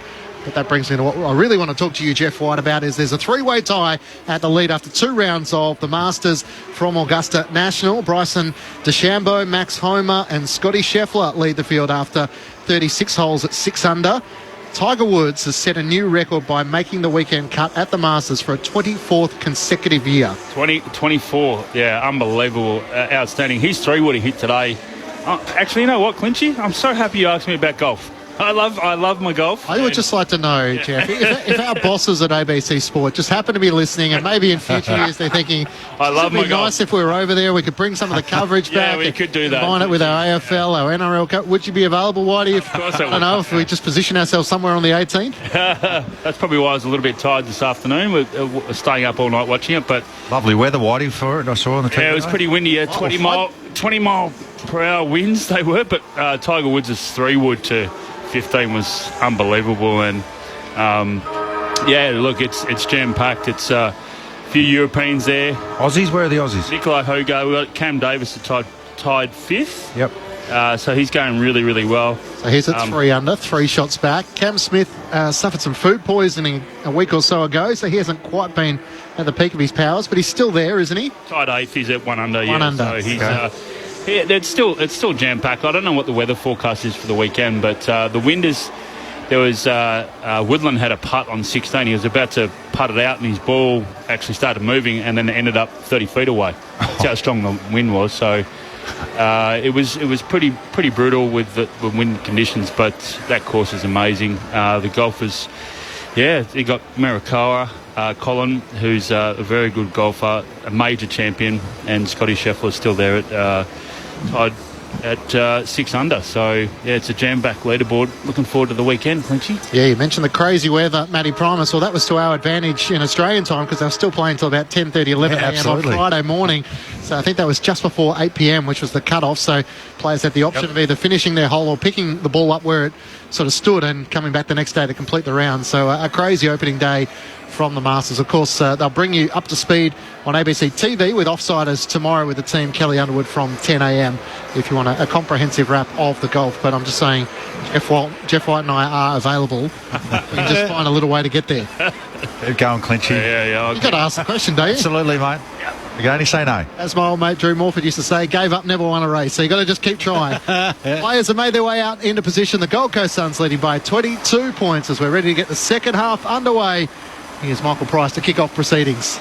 So Lloyd Meek in the middle up against Jared Witts here at Carrara. The crowd just starting to buzz again with their Gold Coast Suns leading by 22 points. Could have been a little bit more if they had been more accurate, but they have dominated the disposals and they're still in front on the scoreboard. Nice bounce to start the second half. Witt's got a nice fist in there to Rowell. Rowell got the handball off to his good mate in Noah Anderson. Gets the right slipper into it. A long, deep kick towards King. Cutting across Seamus Mitchell, got a fist to it, and that allowed Frost to run away with the ball. Nice, delicate pass. Just finding Newcomb with his back 30 metres from goal. Zane Bojack on the boundary. Yeah, Huswaite's out there, and I think it's McKenzie that he has replaced as a sub for the Hawks. I should have got you involved in the golf chat, Zane. Thank you for that. Punch forward by Warple. Works it up to Ginnivan. Ricochets off him. Back to Warple. Lost his footing. Was able to try and knock it clear and has a second go at it. Ricochets off the boot of Ginnivan. Goes out of play. The umpire surely won't pay insufficient intent. He will. At no stage did Jack Ginnivan have any control over his body or the ball. He had his back to the umpire, so he couldn't really see that it was clearly an accident. So Huswaite is a sub. He's 198 and they've sent him forward. So they're trying to play him and Chol forward to make Collins and give them a target when they go forward and make Collins have to defend a little bit better or harder. So Cam McKenzie out of the match and David Swallow, the sub for the Gold Coast Suns, hasn't been used as yet. The kick up towards Big Jared Witts can't take the mark. Beautifully gathered by Ben Ainsworth. Hand pass over the top for the Suns into the pocket. Holman screws it back to the teeth of goal. King should take the mark. He's held. He'll get a free kick. He could have socketed it off the ground and finished from a couple of metres out. He'll now have the set shot. And with 1 goal 4 next to his name, he might have almost preferred to toe poke it through. But he's only about 5 metres out on a 45-degree angle. Once again, there's Ainsworth clean below his knees. Hand pass to Holman. Those smalls to the Suns have been getting up the field, and just their offensive run going forward has been outstanding. Sam Frost was out of position, didn't disguise it very well. Ben King, in the opening 2 minutes of the third quarter, comes in and King puts through his second. The Suns extend their lead to start the third quarter, out to a 28-point advantage, which is the biggest lead of the match so far. 7-8-50 to the Hawks, 3-4-22. Ben King with his second. Matthew Primus and Jeff White with you on ABC Sport. Yeah, really good kick by Holman too. Whitey mentioned he got the handball, but then he was running towards the boundary line. Instead of having a shot or putting it in the goal square, he kicked it back over. Frost had to turn back around and then looking for his opponent, grabbed him, and a really dangerous spot for him to kick to. So disciplined play by the Suns, and they started off where they finished. And that bugle there sounds there's a bit crook too, Pricey, down the back there. I don't know what he's had at half time.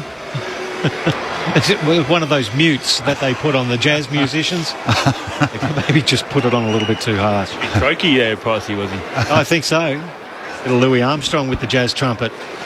We're back into the middle, for those of the age to remember. Bouncing it in the middle. Meek got in front of Witts this time, got the tap down, and I think, there's been a holding free kick. It'll go against Newcombe, and it'll go to Matt Rowell. They've done a good job, the Hawks. That's his first clearance for the game, Rowell. He's found plenty of the ball, but he hasn't been able to get it at the clearance. They've done a good job there, the Hawks. Long kick inside 50, through the hands, at the back of the pack, rode by King. Quick snap, it bounces through. Ben King's got 3. The Suns with a couple of quick ones to start the second half. 8-8-56. That's a bit better from the bugle. 3-4-22.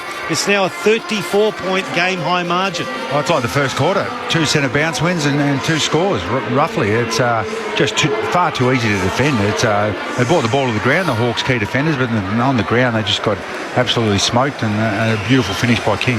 And that is the strength of the Suns when they got the tall timber up there. They're not going to... if they can bring it to the ground, it just brings their small forwards into play. But just King, he's all the tours that are down there. They get the ball at its highest point, but when it hits the ground, they keep their feet. Yeah. And they're great on the ground too, aren't they? Those two, they're very nimble for guys their size. Up to 13 goals of the season for Ben King. Let's see him finally getting a run at it with his body as well. The Suns are making their move to start this third quarter. Bounce back in the middle. Meek and Witts. It comes down the way of Humphreys. Able to knock it out. Another centre bounce clearance for the Suns as Anderson kicks inside 50. Reed's there. King as well. It's spoiled away by Frost. It ricochets out toward the Hawks. Tackled by Berry. Has to somehow get a hand pass away. Links up with Sicily, who gets the hand pass to Weddle. Hard against the boundary. Puts it out on the full. They are feeling the pressure at the moment, the Hawks. It certainly are. The 3 clearances to 0 so far in this second half. And Lukosius has the ball on the Nerang River wing, comes inside, and little chip pass finds Sam Flanders. He holds the ball up, looks down the line, looks back inboard, and actually goes a little backwards.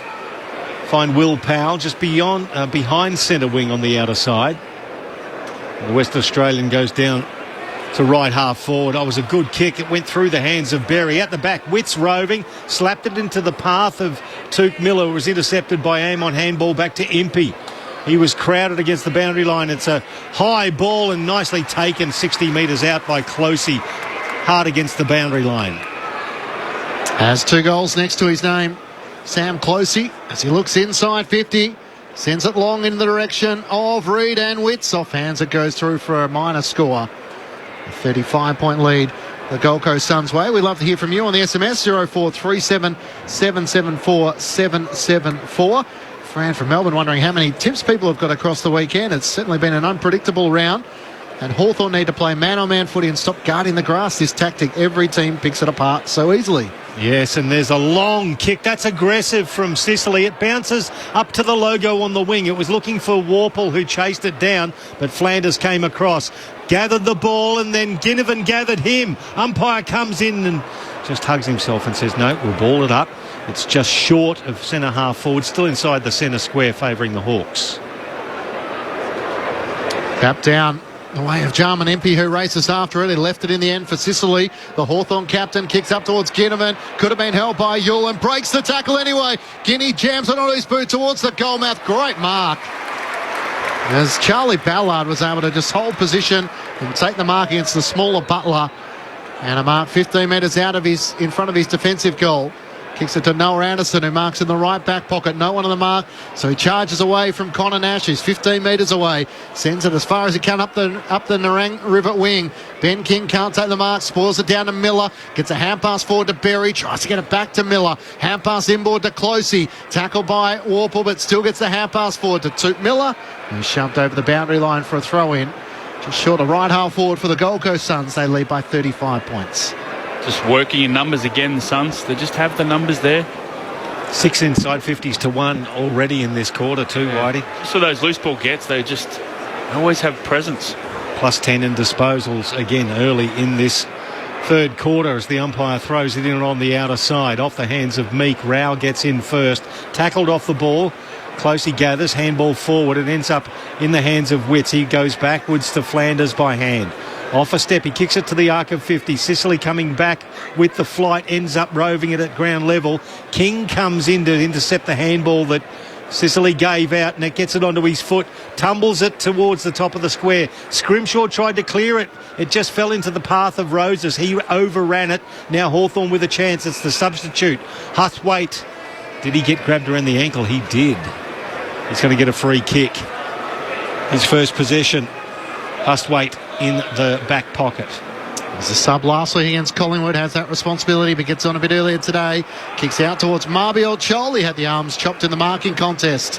And will take the ball at left half back for the Hawks. The Suns by 35 points. Chol looks up towards Ward on the wing, or McDonald, and it's McDonald who takes the mark. And they transition quickly here. He veers out to the right. Kicks into the man on the mark as Collins makes the spoil. Spills out to Anderson of the Gold Coast Suns. Hand pass to Flanders. Kicks out wide where Berry can take the mark in front of Sicily. Has players streaming past. Thought about the hand pass to Closey. Now turns and chips back to Collins, who marks centre wing. Sam Collins goes laterally back towards the corridor to find Uland. He plays on. And it's a long kick, looking for King, who charges out. Oh, that's courageous. Good mark taken there by Scrimshaw, taken high by Ben King.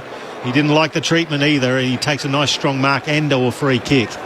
Just got to take better care of the ball. They've just done some really poor turnovers, inexcusable, with no pressure.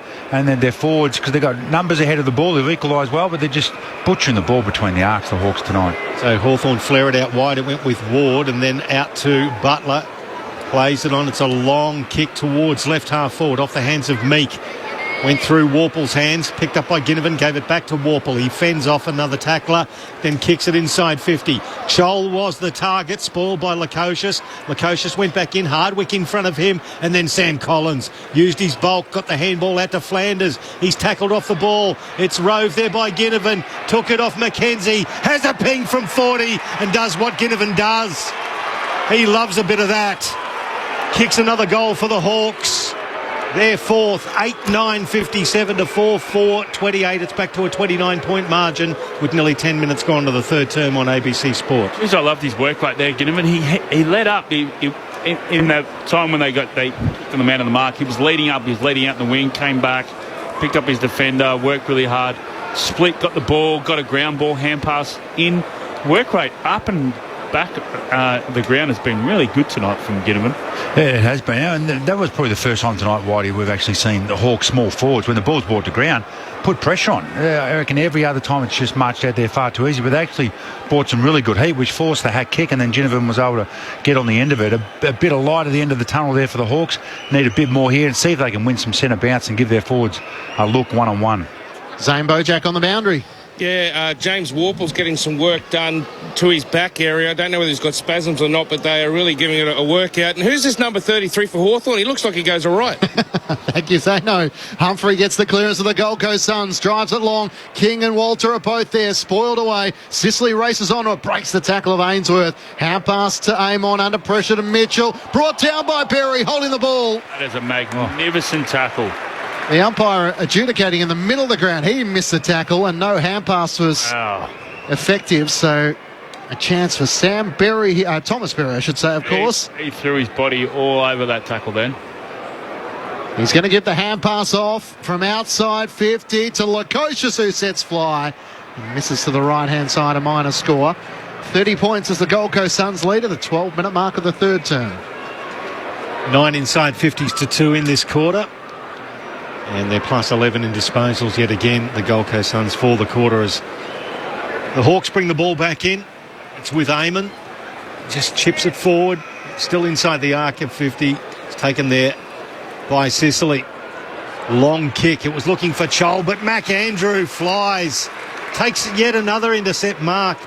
And he's really making his mark in that position for coach Damien Hardwick. They go back into the corridor. He finds Flanders.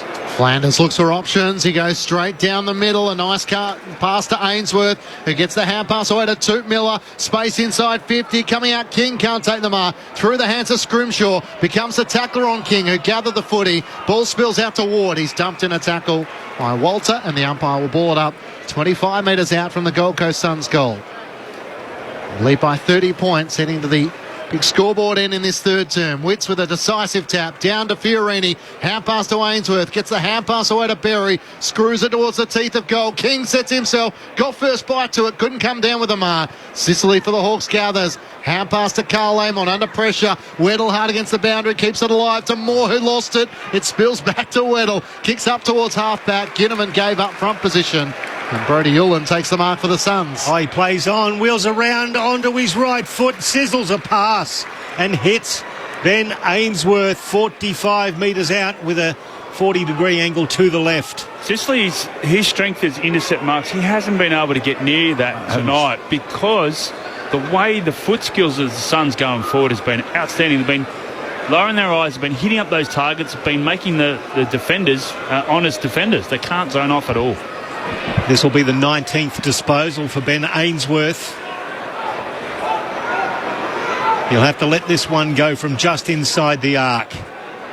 It slews off the right-hand side of the boot to the pocket and fisted through. Now there's a big whistle on play. It's come from a central umpire, and it's going to be for a high shot against the Gold Coast Suns. It's going to be a free kick. It'll go to Sam Frost in the back pocket, and he chips it over to the boundary line. Find D'Ambrosio, is it? Out there. No, in fact, it's Scrimshaw out on the boundary. In the left back pocket, he plays on, running the boundary line and kicks up to the Nerang River wing. Big fly from Ramsden early. Put his hands right on his opponent's back. No free kick. Spills down to Fiorini. Bumped as he got his kick away. Into the middle of the ground. It's a chaos ball. Onto it. A chance for Mitchell. Hand pass to Newcomb. Broke away from the tackle of Newland. In fact, it was Graham who never gave up. Got him on the second occasion. And wins the free kick in the middle of the ground. So some good tackling from the Gold Coast Suns here. Graham, who followed up the work of Berry, kicks down the middle, looking for King. One grab to it, couldn't claim the second, but he will get a free kick for a hold. And Ben King, who has been the dominant forward in this match so far, has kicked 3 goals for. Chance to go back and extend the Gold Coast Suns lead. A hold. Was there a hold there, Matty? I didn't think there was a hold at all. I thought it was an honest contest, but once again, there's King going out one-on-one. So the work rate of the forwards, the Suns forwards, the ability to work with each other, coming back is... And once again, they break down, centre forward, don't they? Again, Whitey turn the ball over. So Jack Scrimshaw maybe a little unlucky. Ben King looking to make him pay the price. He comes through and puts in his 4th. Having a night out tonight, Ben King. 8 shots on goal for 4 goals for. And the Gold Coast Suns lead by 36 points, the biggest lead of the match. 9-10-64 to Hawthorn 4-4-28. 15 minutes gone, third term on ABC Sport. Yeah, like the story's been all night, when they're coming off the half-back line or in their back half, they either are confused or they don't feel confident going ahead of the ball, and then they're just getting run down from behind. They're trying to make something up and then turning the ball over, and then the Suns are just sweating on that turnover and just lacing them out inside 50 there. They either got to try and hang on to the ball and play a little bit slower or go play a bit more long down the line. But at the moment, it's just playing into the Suns' hands because they're just waiting for something to happen. There's nothing going on at all, and the turnovers are coming in plenty. Zane Bojak's on the boundary. Yeah, look, the scoreline's getting out of hand, but in positive news for the Hawks, James Warple's back out there. Maybe he can make a difference. So the big leap came from young Ethan Reid in the middle. The ball's going to spill back towards the commentary wing. Good hands from Graham, and was Flanders' kick intercepted there by Jarman Impey. At right half back for the Hawks. He goes long, looking for Mab Chol. Went through the hands of he and McAndrew. At the back of the pack, Ballard had it. Handball to Chol. His handball is handball to McAndrew, sorry. He's turned it over. Picked up there by Closey, had a bounce, kept going, kicked it to left half forward. It skids across the Carrara turf over the boundary line, and in front of Mel Roses will get a throw in right where the arc meets the boundary at left half forward. Just see Damien Hardwick in the coach's box on the big screen. Out of his chair. Yeah, standing up, looking reasonably relaxed. It's an easy coaching gig, isn't it, Matty, when you're winning? You can sit back and smile. Chris Thompson, of course, Mark Thompson, of course, eating sandwiches at one stage during his tenure at Geelong. Warple kicks up towards Marbiel Chol on the wing. Can't take the mark. He gathers it cleanly, though. Needs support. Gets the hand pass to Ramson, the big man in defence. Bumped by Andrew as he gets a kick into the middle of the ground. Moore's outnumbered in height. Gathering it as Powell for the Suns. Kick in the middle of the ground. Ainsworth 2 against 1. Roses comes charging through. Made it work. Knocked it onto Holman. A free kick going the Suns' way, and they've chosen not to take the advantage. So Roses. So that's actually a smart move not to take it, and he might have done a hamstring here. He's grabbing at his right leg, and he will hobble off Carrara, and that is a downer on what's been a positive night. Kicked the goal in the first quarter. So Holman takes the free kick, kicks inside 50. Reid can't get hands to it. Ramson under pressure, tackled and brought down by Holman. It spills the way of Jarman Impey. A clearing kick is chopped off, and Noah Anderson takes the mark just inside the 50. And the Hawks under immense pressure, trying to find a way out. Noah Anderson knows a thing or two about kicking clutch goals. This is more your stock standard from directly in front. That's a real shame about Roses. His work ethic tonight's been outstanding. In his 5th year, Malcolm Roses, and looking like he's just starting to realise he has all the tricks in the book. With the ball in the hands of Noah Anderson at the moment. Chance to push the lead over 40 points for the Gold Coast Suns here. Anderson comes in from just on 50. It's a good kick, and through it goes. Another one for the Suns. And they are starting to run rampant here at Carrara. 4 goals to 1 in this third quarter, having led by 22 points at halftime. They lead by 42 points at the 19-minute mark of the third term. Right, well, that was all set up from Rose's effort, unfortunately, with the hamstring injury. And we'll find out probably more from Zono once he gets a bit more word about what happened there. But Rose's work ethic there on the half-forward flank just to cause the defensive setup and forced not only a turnover but also another inside forward 50 for the Suns. Zane Bojack's on the boundary. Yeah, David Swallow looks like he's been automatically thrown into the contest. He's and I can tell you, Roses is now putting on his warm-up jersey, so he's out for the game. Thanks, Zane. So young Malcolm Roses just participated in a brilliant bit of play, and looks like he's twinged that right hammy. Just hopping off with the assistance of a physio. Back into the middle of Carrara. Came off the hands of Witts, and it went through Warple onto the sub in Hustwaite. It's a long kick inside 50 for Hawthorn. Roving Hardwick, handball to Ginnivan. His handball went outside the arc back to Hustwaite. He was hassled off the ball by Holman. Now it's taken by Rowell, who did this, a 360. Still got rid of the ball. Newcomb picked it up. Hustwaite again involved. Handball to Hardwick. He can't pick it up. Now Ginnivan battling against big Witts, and Witts won out. Got the handball to Fiorini. He exit the defensive 50 to find his teammate, but couldn't in Graham. Now Hawks with the ball. Ginnivan picks it up. He's tackled into the ground. 60 out at left half forward, but he's held up, and the umpire says we'll ball it up. Well, he was high then too. He leads at that arm up, though, doesn't he? And he doesn't get any free kicks as a result of it. The umps have gone away from it. No, that one was right on the shoulder. Thrown up, Lloyd Meek wins down the tap to Newcomb. There's nowhere to go as Graham lays the tackle. James Sicily versus Ben Ainsworth was hilarious off the ball there. I'll tell you about in a sec. Thrown up in the air. Witts wins down the tap against Meek. Rowell and Hustwaite compete. Spills down the way of Powell. Hand pass missed the intended target. Warple's onto it for the Hawks. Turns onto his right-hand side. Long kick towards the teeth of goal. Hardwick can't get a fly at it as Charlie Ballard got back He takes the mark in front of Butler, smaller in stature, and Charlie Ballard's become a very good player across half-back. He goes short to Closey, who marks in the left-back pocket. He's got a bright future, this young man. Only his second game of AFL football, but what he's shown so far, you can tell he plays on with a bit of confidence. It's a long kick in the Wits direction. The commentary wing, and Walter flying at the back of the pack. Has he claimed it? No. It was the one that was the meat in the sandwich. It was Weddle, Josh Weddle, in between the two big Suns. He was paid the mark. He plays on. Goes long with the right foot into the pocket. Punched away there from Ballard, rode by Finn McGuinness. Now Ginnivan picks the ball. He's tackled into the ground. Ball stuck underneath him as Hewlin just wrestles him. Now as a pack of players attracted to this little wrestle. It's a little bit of stink going on in there. A bit of push me, shove you, and a bit of jumper throwing, but nothing much as the umpire quickly throws it up. So they disperse. Ramsden gets the ball down. Ginnivan goes in against Rowell. Rowell gets to the ball first and just takes it over the boundary line with Ginnivan riding him like Seabiscuit. The umpire will throw it in, 45 out.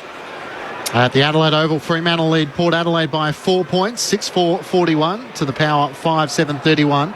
The Gold Coast Suns by 42 points here at Carrara as it's thrown back in. Witts trying to win down the tap. Huswaite for the Hawks. Hand pass inside 50. Ballard regathers for the Suns.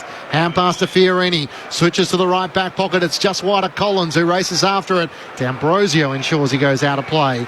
And a boundary throw in at left half forward for the Hawks. Suns leading by 42 points. Working hard here, the Hawks. It's kept it in their forward 50. You want to try and get some sort of scoreboard pressure from this work ethic. 4 goals to 1 in this third quarter the way of the Suns, in which Ben King has kicked 3 of his 4 in this term. It wins down the tap. Huswaite trying to knock it out for the Hawks. Newcomb tries to scoop it up. Got it to Huswaite. Couldn't link it up with D'Ambrosio, and off hands it comes off D'Ambrosio and Lukosius, and a boundary throw in. Same position, left half forward for the Hawks. Narang Riverside here at Carrara. The Suns by 42 points. And the original Sun, David Swallow, the number 1 draft pick from 2010, on the field and immediately has gone into the middle. Seamus McGuinness has picked him up. Throw in across the arc now. Slap forward. Lukosius tracks the ball with Mackenzie on his tail over the boundary line. We'll get a throw in the left forward pocket for the Hawks.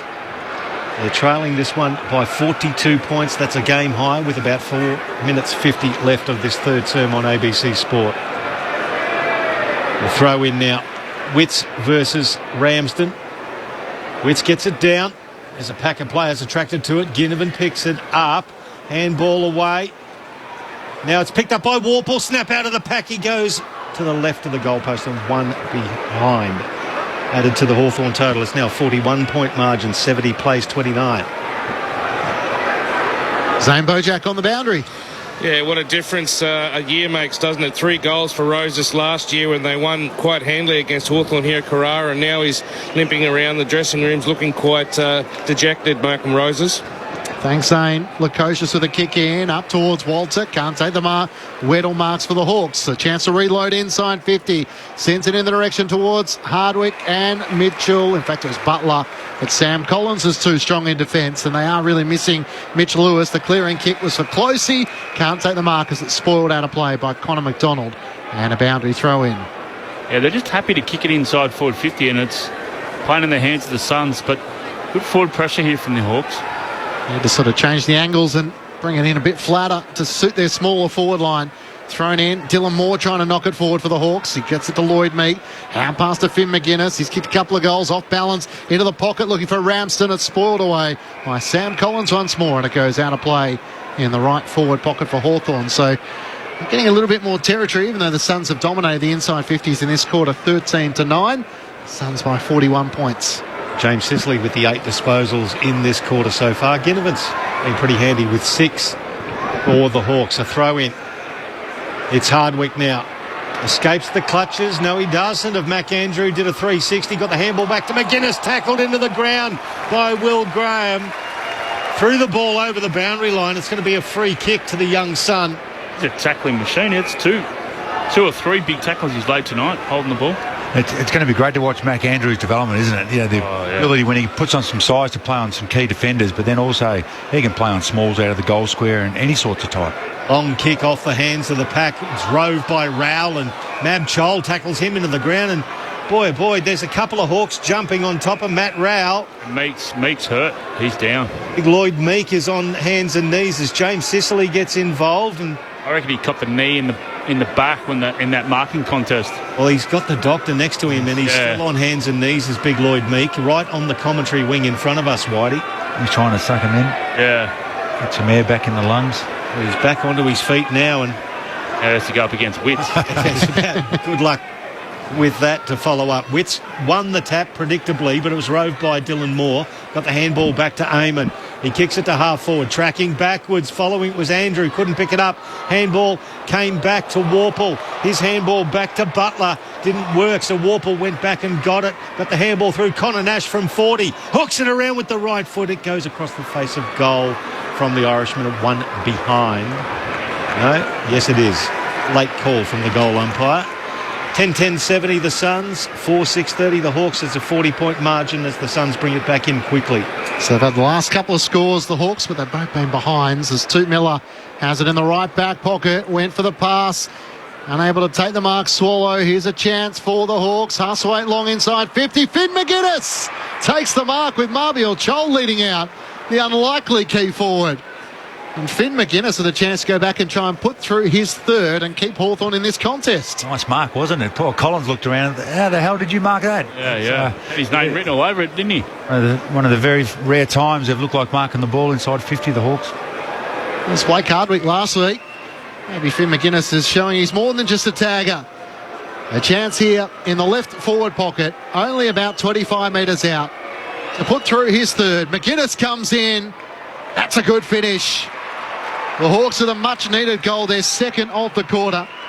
Pull the margin back to 34 points the Gold Coast Suns way, and a little bit of reward for all their effort inside forward 50 over the last few minutes. The Suns 10-10-70 to Hawthorn 5-6-36. Matt Clinch and Michael Price calling the action. Zane Bojack down on the boundary. Jeff White and Matthew Primus, your experts on ABC Sport. Yeah, I was just going to say the same thing, Clinch. You just get the scoreboard reward for the territory. They've owned the territory the last 5 minutes. It's been in their forward half. They've worked extremely hard. And sometimes in those situations, Matty, you know what it's like. You work so hard, a couple of points, whooshka, the opposite. Goes the other way, yeah. Score a goal. So reward for effort wasn't for the Hawks then. Yep. 4 goals 2 to 2 goals 2 in this third term. Winning the clearances now, the Hawthorn side in this quarter. This is where they've got to win it, out of the centre. Good bounce from the umpire. Witt's got the tap down. Rowell overran it. Still a battle inside the bullseyes. Picked up by Dylan Moore. He's crunched by 2 Suns. Straight into the Carrara turf, and the umpire will come in and ball it up. So we still haven't got out of the centre circles yet. Witt's got it down. Dylan Moore in front of Took Miller. Tunnel balls it out. Then he gets back up. Has another crack. Tackled by Will Graham, and the youngster takes him a little bit too high. Will it be a free kick to the Hawk? No, the umpire will come in and throw it up for a third go at getting it out of the circles. Off the hands of Witts. Took Miller can't pick it up. D'Ambrosio overran the ball. Towed forward by the Suns. Through the hands to Noah Anderson on the arc.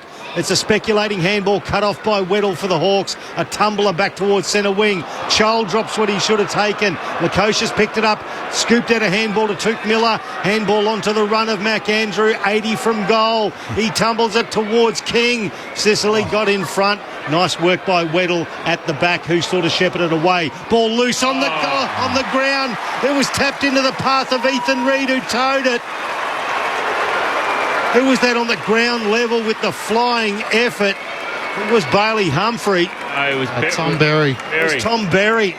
He just flew through and slapped it into the path of Ethan Reid, who towed it off the deck from the goal square out of nowhere. The Suns got their 11th goal, 11-10-76. 5-6-36 to the Hawks. 40 points the margin yet again. It wasn't quite Wayne Harms, but James Sicily won't want to watch that again, will he? Yeah, it was poor defending, wasn't it? They did 5 or 6 minutes of really good work, but they just, all 3 of them just sat back there when the ball went over the back. They all just watched all coming to the area, and nobody actually went and won the ball. They had 3-on-1. They left it for the Hawthorn captain, and he went to spoil rather than mark, and I can only assume he didn't get good communication because it just opened the door for Berry, who kept it alive, and Ethan Reid, as Pricey said, did the rest. His second goal That's that pressure, Clinchy. Yeah. It's Sicily's just thought the pressure around him. Back to 40 points, the Gold Coast Suns lead. Witts wins down the tap, can't get it to Rao. Nash for the Hawks, his hand pass is picked off by Miller. Here go the Suns again. Flanders kicks to half forward. This time Sicily does take the mark. The Hawthorn captain at the back edge of the centre square. Wheels onto his left boot, kicks it long towards Marbiel, Chol and Ramson. Spoiled down. Newcomb races after it. Toot Miller gathers. Hand pass to Anderson. Kicks into the middle of the ground. Big collision. Sicily and Swallow. It spills out. Socket off the ground by Jarman Impey. That works. It's out on the wing though, and the Suns have the numbers. Ainsworth gathers inboard to Anderson. Driving kick looking for Reid. Walters chooses not to fly. Onto it. Scrimshaw for the Hawks. Gets the hand pass to D'Ambrosio. One way then the other. Just got away from Holman at the last minute. He has a crack at the left foot. Tries to extract it. Bounces just forward to centre wing. Beautifully picked up by McGuinness. The handball was lovely as well onto the run there. Dylan Moore kicks it inside 50. Destroyed all of that good work. He read that so well. Well, he did kick it straight down his throat. It was pretty hard to miss. Mac Andrew takes the defensive mark for the Gold Coast Suns. Just one of the things they haven't done tonight, Hawthorn, just lower their eyes. He would have kicked that straight to Chol. He flared it out to right half back for Flanders, and that siren signals three-quarter time.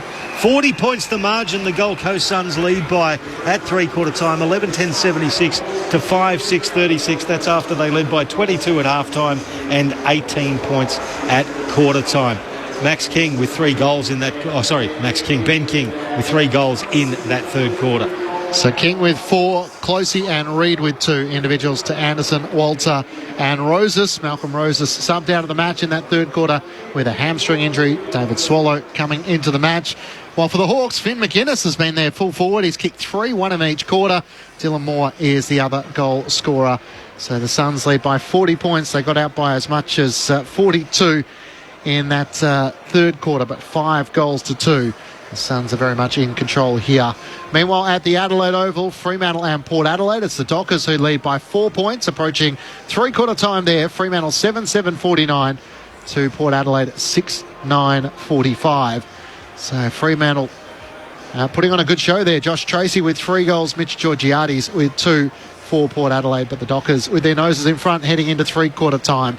Great to have your company on Saturday Night Footy on ABC Sport, on ABC Radio, ABC News Radio, via ABC Sport Digital, and now streaming on the ABC Listen app. Just look for the AFL button.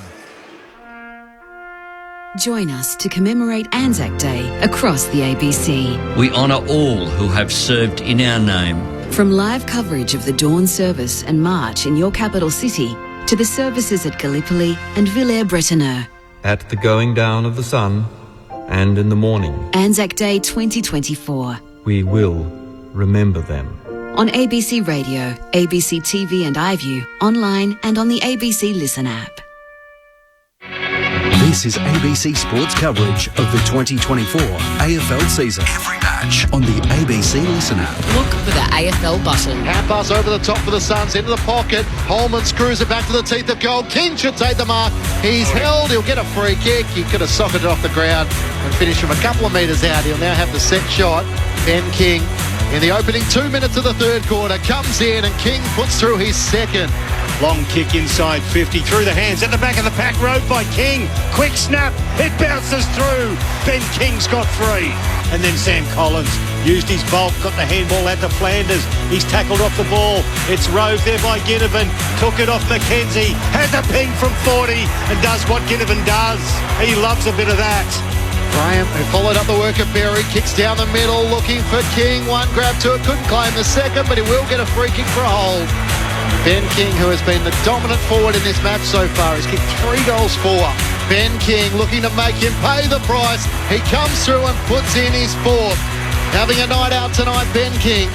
Roses comes charging through, made it work, knocked it onto Holman. A free kick going the Suns' way, and they've chosen not to take the advantage. So that's actually a smart move not to take it, and he might have done a hamstring here. He's grabbing at his right leg. He will hobble off Carrara, and that is a down on what's been a positive night. And brought down by Holman, it spills away of Jarman Impey. A clearing kick is chopped off, and Noah Anderson takes the mark just inside the 50. Anderson comes in from just on 50. It's a good kick, and through it goes. Another one for the Suns. And they are starting to run rampant here at Carrara. Unable to take the mark, Swallow. Here's a chance for the Hawks. Hustwaite long inside 50. Finn McGuinness takes the mark with Marbiel Chol leading out, the unlikely key forward. A chance here in the left forward pocket, only about 25 metres out. To put through his third. McGuinness comes in. That's a good finish. The 2024 AFL Premiership season. On your radio. ABC Sport Digital. And on the ABC Listen app. Three-quarter time at Carrara. It's the Gold Coast Suns who lead by 40 points, 11-10-76 to Hawthorn, 5-6-36. The highlights of the third quarter, as heard on ABC Sport. Matt Clinch and Michael Price calling the action. Same Bojack down on the boundary. Matthew Primus and Jeff White are your experts. As we mentioned, three-quarter time at the Adelaide Oval. In fact, it's just ticked past the start of the final term there, where the Fremantle Dockers hold a narrow lead over Port Adelaide, 7-7-49 to the Power 6-9-45. So a 4-point lead there, the way of the Fremantle Dockers. The thoughts of Matty and Whitey. Hopefully Adelaide Oval jinx happens for Freo again in the last quarter. Actually, after last week too. Look, it was just a centre bounce dominance then, 6-1 to the Suns, and then they just got their territory. They were able to score. Not easily out of the centre bounce. I think they scored 2 goals, but they were able to get a lot of repeats out of that, put the Hawks under pressure, and as we've said throughout the night, they've really struggled to be able to transition the ball out of their back 50 to anywhere near their front half, and the Suns have sweated off that and scored pretty heavily off the turnover. To the credit, they keep on trying, but the golf in class and structure and game plan is pretty significant tonight to what we've seen so far for the first 3 quarters. I just think, the boys, when they've worked so hard, the Suns, and then they've got the turnover, they just lowered their eyes, they hit their targets. They haven't just got the ball and just bombed it, whereas Hawthorn's been a bit like that. That's why Andrew's been able to get back and have those intercept marks. And going from attack to defence has been, in the structure, as you just said then, Matty, the structure of the Suns, the ability to have balance, not having 2 go to 1, and they've got 1 going at the ball carrier, and then they've got 1 at the receiver, so it forces then Hawthorn to kick it long, and it's playing in the hands of the Ballards, the Sam Collins, of course Andrew have been coming off and just have an intercept mark. So, and then when they get the ball back, they just use the ball extremely well, then going into a forward line that's very open, very structured. Sicily hasn't been able to come off and have those intercept marks, and that's where they generate a lot of their movement off the half back line, Pricey, and they just haven't had that tonight. And we saw them when Sicily went for a mark, it was almost like an uncontested one in his back half. He didn't take it. They've got great role plays, haven't they? The pressure forwards, the inside mids, and then they've got some beautiful kickers and users off half back. It's setting up nicely for Dimmer so far in his short reign. They're plus 88 in disposals, the Gold Coast Suns, and they're leading the scoreboard by 40 points as we go back into the middle. With the 2 big men, Lloyd Meek versus Jared Witts, we'll call it a draw. It falls to the feet of both of them. A couple of midfielders in to hold the ball up as the umpire will throw it up for the second time inside the centre circles here at Carrara. Beautiful little handball from Jared Witts on hands and knees. Got the clearance out. Anderson, the handball back to Will Powell. Tumbles one inside 50. Jed Walter, a do-grabber. Takes it 30 metres out, 45-degree angle to the right. The youngster with the second grab enjoyed that one. Even the method there, a couple of handballs inside, good groundwork, and then straight away Powell doesn't get sucked in like his Hawks opponent did, sits 2 or 3 metres off the back, uses his leg speed, a nice deep inside 50 entry, and we've spoken about their marking power forward to centre. But you talk about structure, that is a real strong feature I've seen tonight with their play. It's the ability to go away from goal and have support from behind. So Jed Walter, only the 3 disposals, but he's got 1 goal this evening. Let's go. That's a lovely drop punt. Extends the Suns' lead to 46 points. 12-10-82 to 5-6-36 with Jed Walter's second goal. Just hunting the ball in the middle, aren't they? And they're so clean. That's one of the things in the Richmond era under Hardwick is the ability to be clean below their knees. Yep. And it's so evident, and it's seen it with their training drills, seen it with their warm-up drills before the game, all below their knees, and they're so clean in and under. Then they get that support and run from behind. Their handballs are not really short. They're clear in their hand passes, giving their teammates opportunity to kick the ball deep inside forward 50. I reckon just on the big screen they had a whole section of Palm Beach Currumbin boys cheering on Jed Walter. I reckon they're going to have plenty to cheer about in the next few years here. You loose crew that one, Pricey. Oh, indeed. Indeed. That's surprised you mentioned he hasn't had a lot of the footy, but you feel like the hype is going to be really big around him if he can continue to improve throughout the season. Lloyd Meek does the rucking and the roving. It's a clearance of Hawthorn. Kicks inside the 50. Yulin can't take it cleanly. Spills to Hardwick, who puts through a goal. The immediate answer back for the Hawks. And Blake Hardwick, who hasn't had the same impact in which he had last week, gets the Hawks off and running in this final term. The immediate response, the margin back to 40 points. The Suns 12-10-82 to the Hawks 6-6-42. Jeez, I hope they leave him up there forward. He's so creative. Hardwick. Yep. He was outstanding last week in that second half, but has good balance. I think when he was a junior, he was a forward. Oh, yeah. That's his history. So it's an outstanding goal. And I like that they've stuck with it tonight. It hasn't worked for him tonight, but it would have been easy to put him at half back, but that wouldn't help them. They've just been smashed with inside 50s there. But a centre bounce win, one of the very few that are able to get it deep and put the Suns' backs under pressure. Only the 7th disposal for Blake Hardwick this evening. A couple of their usual contributors a lot quieter tonight. Dylan Moore with only the 7, Jai Newcomb with only the 6. Back into the middle. Meek promotes it forward. This time Dylan Moore grabs it, gives it to Newcomb on cue. Handball over to Connor Nash. Chips it forward, getting in the way. The man with the motorcycle rider looks in Sam Collins. Looks like he just stepped off a Harley.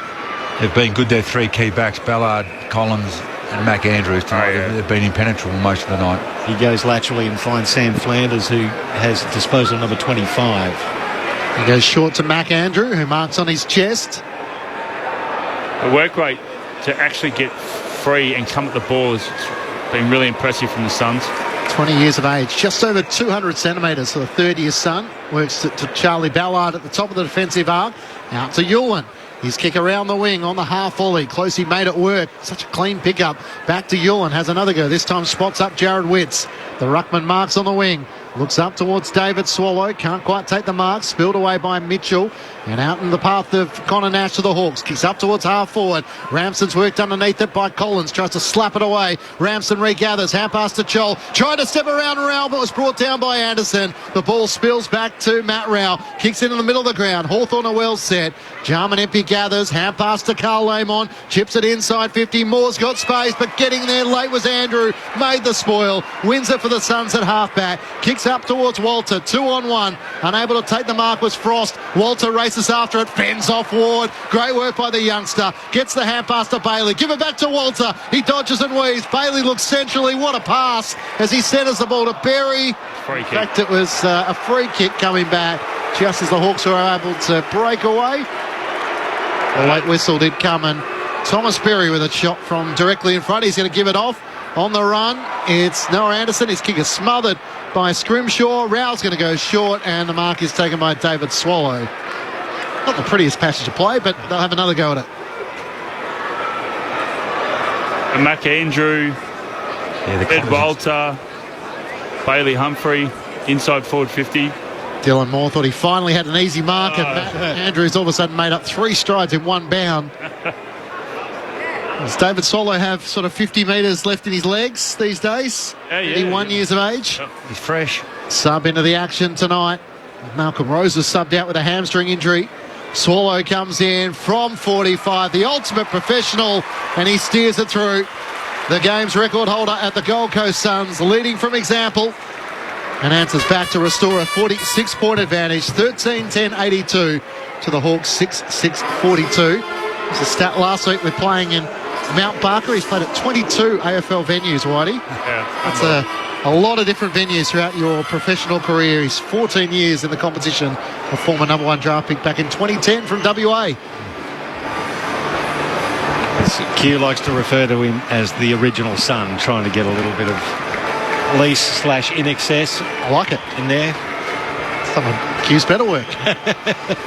Did you? At least he wasn't referring to him from Wagga Wagga. That's it. Well, exactly right. Yeah, Riverina references. If it was a drinking game, we'd all be needing a taxi home. Bounce into the middle. Good bouncing from the umpires tonight. That one taken by Warple now. He's tackled immediately into the ground. Will Graham, the youngster, has pinged him. He's going to get a free kick for this. That's his third holding the ball, isn't it? That is the 11th tackle of the game. He had 7 in the last term, Will Graham. Not as many touches, but he's playing his role as a youngster. Second game of footy. Big kick inside 50. Witts got his hands to it, roved by Swallow, got his left floating kick to it, and tracking back nicely. Seamus Mitchell took a saving mark. Then, boy, that was an aggressive kick, not really needed, but they're wanting to move forward. He gave it to Butler, through hands now. Scrimshaw, they've got outside 50, back to Butler. He's confronted, tackled, holding the ball. That's those small forwards again from the Suns. Is that Berry? Yeah, Tom Berry just gave him a little bit of abuse, let's say, after he tackled him and said, how about that one? He admired his own work, Clinchy, I think. Yeah, it comes into Will Graham, so he's getting closer to more disposals than tackles. 11 disposals alongside 11 tackles. Kick inside 50 is not a good one, and the mark is taken by Jack Scrimshaw, who marks from the cautious kick who ran around the back. Scrimshaw goes short. The mark is taken by Huswaite. Still inside the defensive 50 for the Hawks. He looks out to right half back. Butler takes the mark. Turns and comes inboard. Huswaite marks once more, but they're going nowhere. Hawthorn has to return all the way back inside the defensive 50. Balance of the Suns is just forcing them. It's almost, the Suns have almost gone one-on-one, so they're finding it very hard, and there's another error. Seamus Mitchell put D'Ambrosio under the pump, tried to give it back to Mitchell. Swallow off the ground. He sockers it through for his second. David Swallow makes the young Hawks play as they mess around with it on the last line of defence. And the Suns, it's party time now. 52 points their lead. 14-10-94 to the Hawks 6-6-42. They've created a hell of a lot of turnovers or pressure inside their forward 50. I'd hate to see how many times the Suns have been able to score or get shots on goals just from some simple skill errors, but also some referred pressure.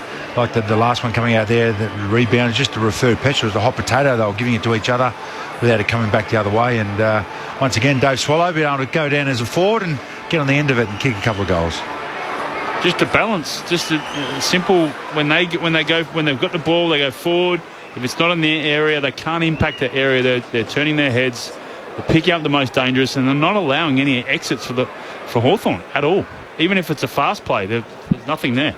Plus 98 in disposals, as well as starting to tell on the scoreboard. Now 52 points, a game-high lead to the Suns. Rao with another clearance. Tackled, got the handball away. Berry gathers, then hooks it down to the top of the square. At the back of the pack, Holman gets there first. No!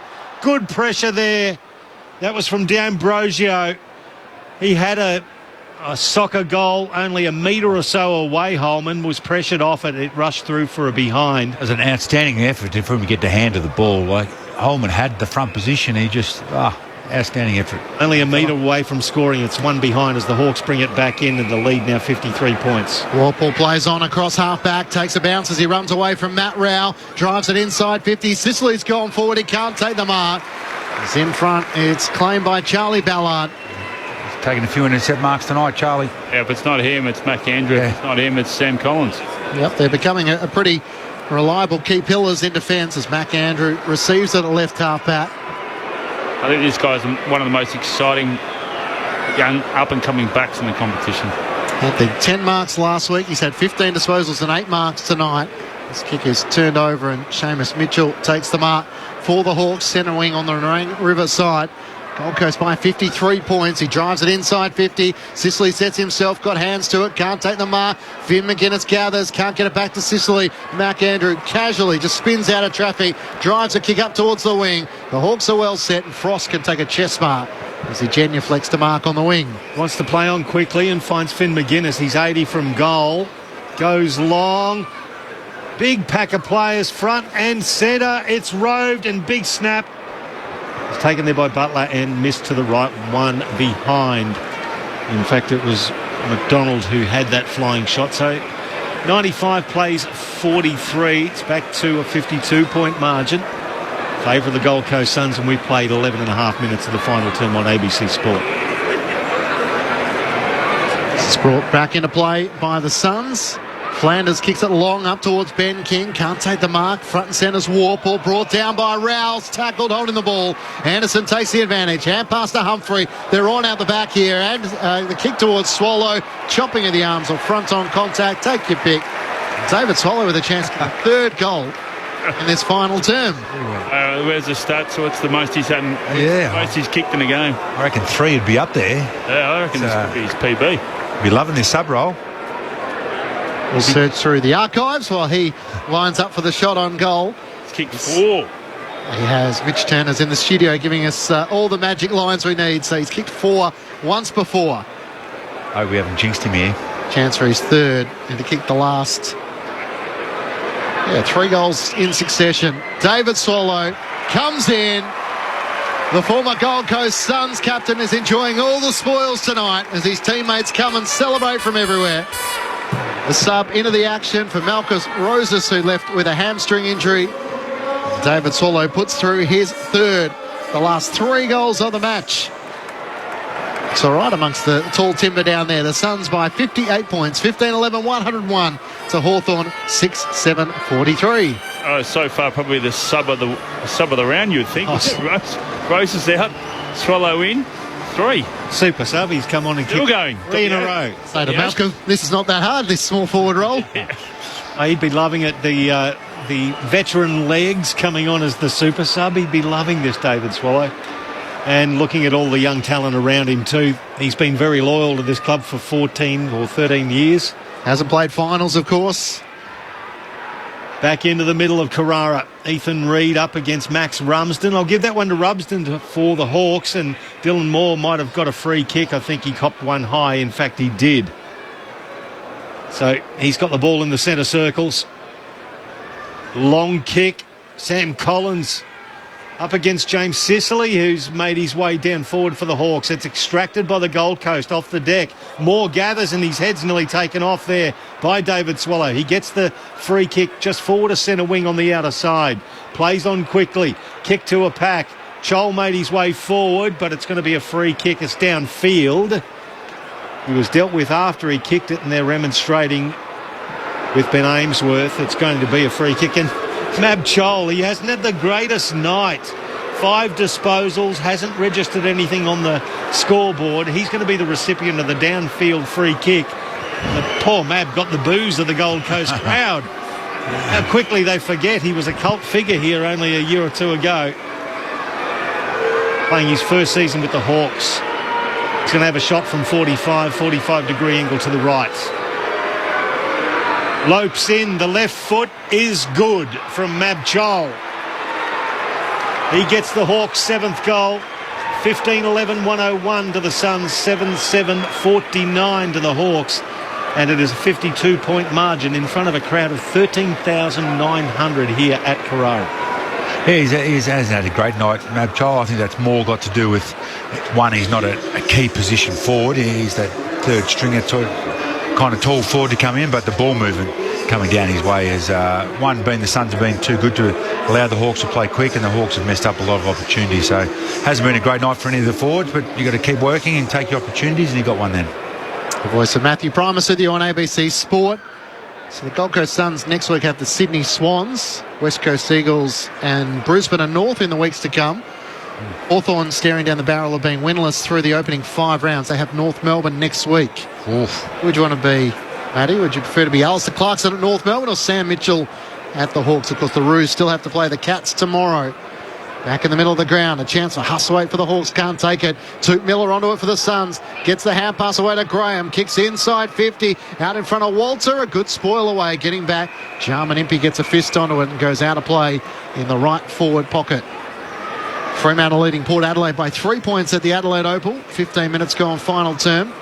8-8-56 to the Dockers, while the Port Adelaide side is 7-11-53. So a thriller coming up at the Adelaide Oval. Throw in across the arc of 50 at right half forward. It's picked up by Hawthorn from the substitute in Hustwaite. Under pressure, he kicks it forward. It's cut off by Lukosius. His ball immediately back inside 50. Spoiled away by Hawthorn's defence. Picked up by Eamon. He goes across the arc of 50 and finds Butler. He wants to play on quickly. He kicks it to Ginnivan. It's a 1-on-3. And then Sam Collins comes in to make it a 1-on-4 for the Gold Coast. Easily takes the ball away. Handball back to Anderson, and from a standing start, he retreats back to left half back to find Flanders. Disposal number 29 for Sam Flanders. He goes out wider and equally finds Anderson for disposal number 29 for him. He goes forward and collects the handball off Tuke Miller to overtake Flanders. Long kick inside 50. King at the back. Front and square was Will Graham. He rode, tackled off the ball. It should have been holding the ball. In fact, it's play on. The Hawks extract it. It's back into the middle. It's going to be a fight for the ball. The umpire says it's going to be a Hawthorn free kick. Disadvantaged. I thought Ginnivan was going to be away with it. But Dylan Moore takes the free kick. Gives it back there to McDonald. Kicks it to right half forward. Mab Chol beats Sam Collins for a contested mark.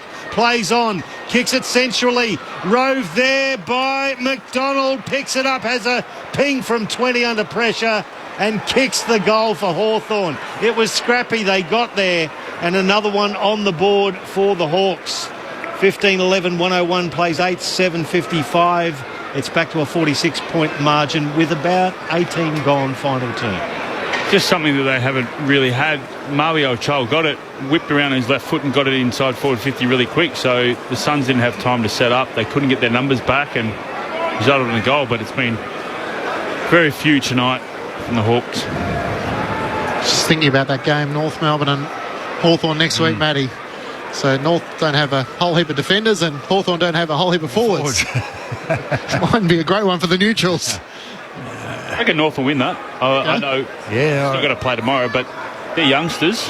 They've got a great... Well, it's an opportunity for both of them, isn't it? Yes, that's a very diplomatic way to put it, unless there's a draw.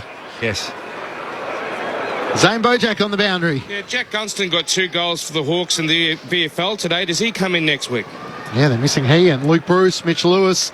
Thanks, Zano. The kick up towards half forward for the Suns. D'Ambrosio gathers, gets the hand pass away to Carl Amon through the middle of the ground. Connor Nash has dropped the mark. The Irishman back onto it. Gets the hand pass to Weddle. He's shown good dash as he tries to find a way through the middle of the ground. Hand pass onto the broadcast wing. Links up with Carl Amon once more. On that left boot, close to the boundary. It lands just inside in front of Blake Hardwick. But that's been the frustration at times with the Hawthorn disposals. Just haven't quite been able to link up. The boundary throw in 55 metres out from Hawthorn's goal. Shows a bit of getting off the game a bit, Clint, but it shows a bit of the development. A long way still to go to for Hawthorn. They're more mature and older than the Suns in the game tonight, but we're talking about the players to come back in. Bruce, Gunston, yeah, that's actually not their future. So there's still a lot of development and a lot of not a lot of pain, but still quite some pain to come for the Hawks supporters, I would have thought, over the coming years. Yeah, the Jack Gunston one was always going to be an interesting pickup at the back end of his career. Of course, they won those 3 flags, so their supporters have had a good era. As Holman gets a kick forward, there's a bit going on between Reid and Jarman Impey off the ball. It's going to come back, and Ethan Reid is going to take the free kick to centre wing. He's got a couple of goals next to his name. The young 202 18-year-old. He chips it forward to find another second gamer in Closey, who was the one who came in and remonstrated with Jarman. I like that. I like that the young ones find the flag for their mates. Absolutely. 2 second gamers having a crack. A long kick from Closey. Goes through the hands of the defender there in Ramsden. Chance for the Suns. They turn it over. And the handball there from Carl Amon. Looking for Scrimshaw, went over the boundary line. It's going to be a throw in about 45 out. That's the biggest difference there. There's a loose ball that Hawthorn that they receive. They've got no support, no running numbers to give the hands off. Suns by 46 points. They've led from go to woe here at Carrara. The Suns fans loving it as the umpire throws it in.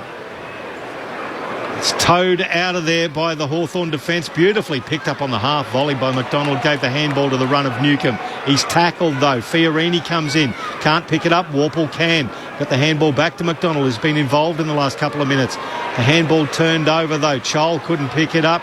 McDonald got involved again. Picked it up, but the whistle is on play. It's going to be an off-the-ball infringement. It's going to go to the Gold Coast Suns, you can tell by the applause. And it's going to go to Sam Flanders in front of the interchange gates, just in front of the wing here, commentary side.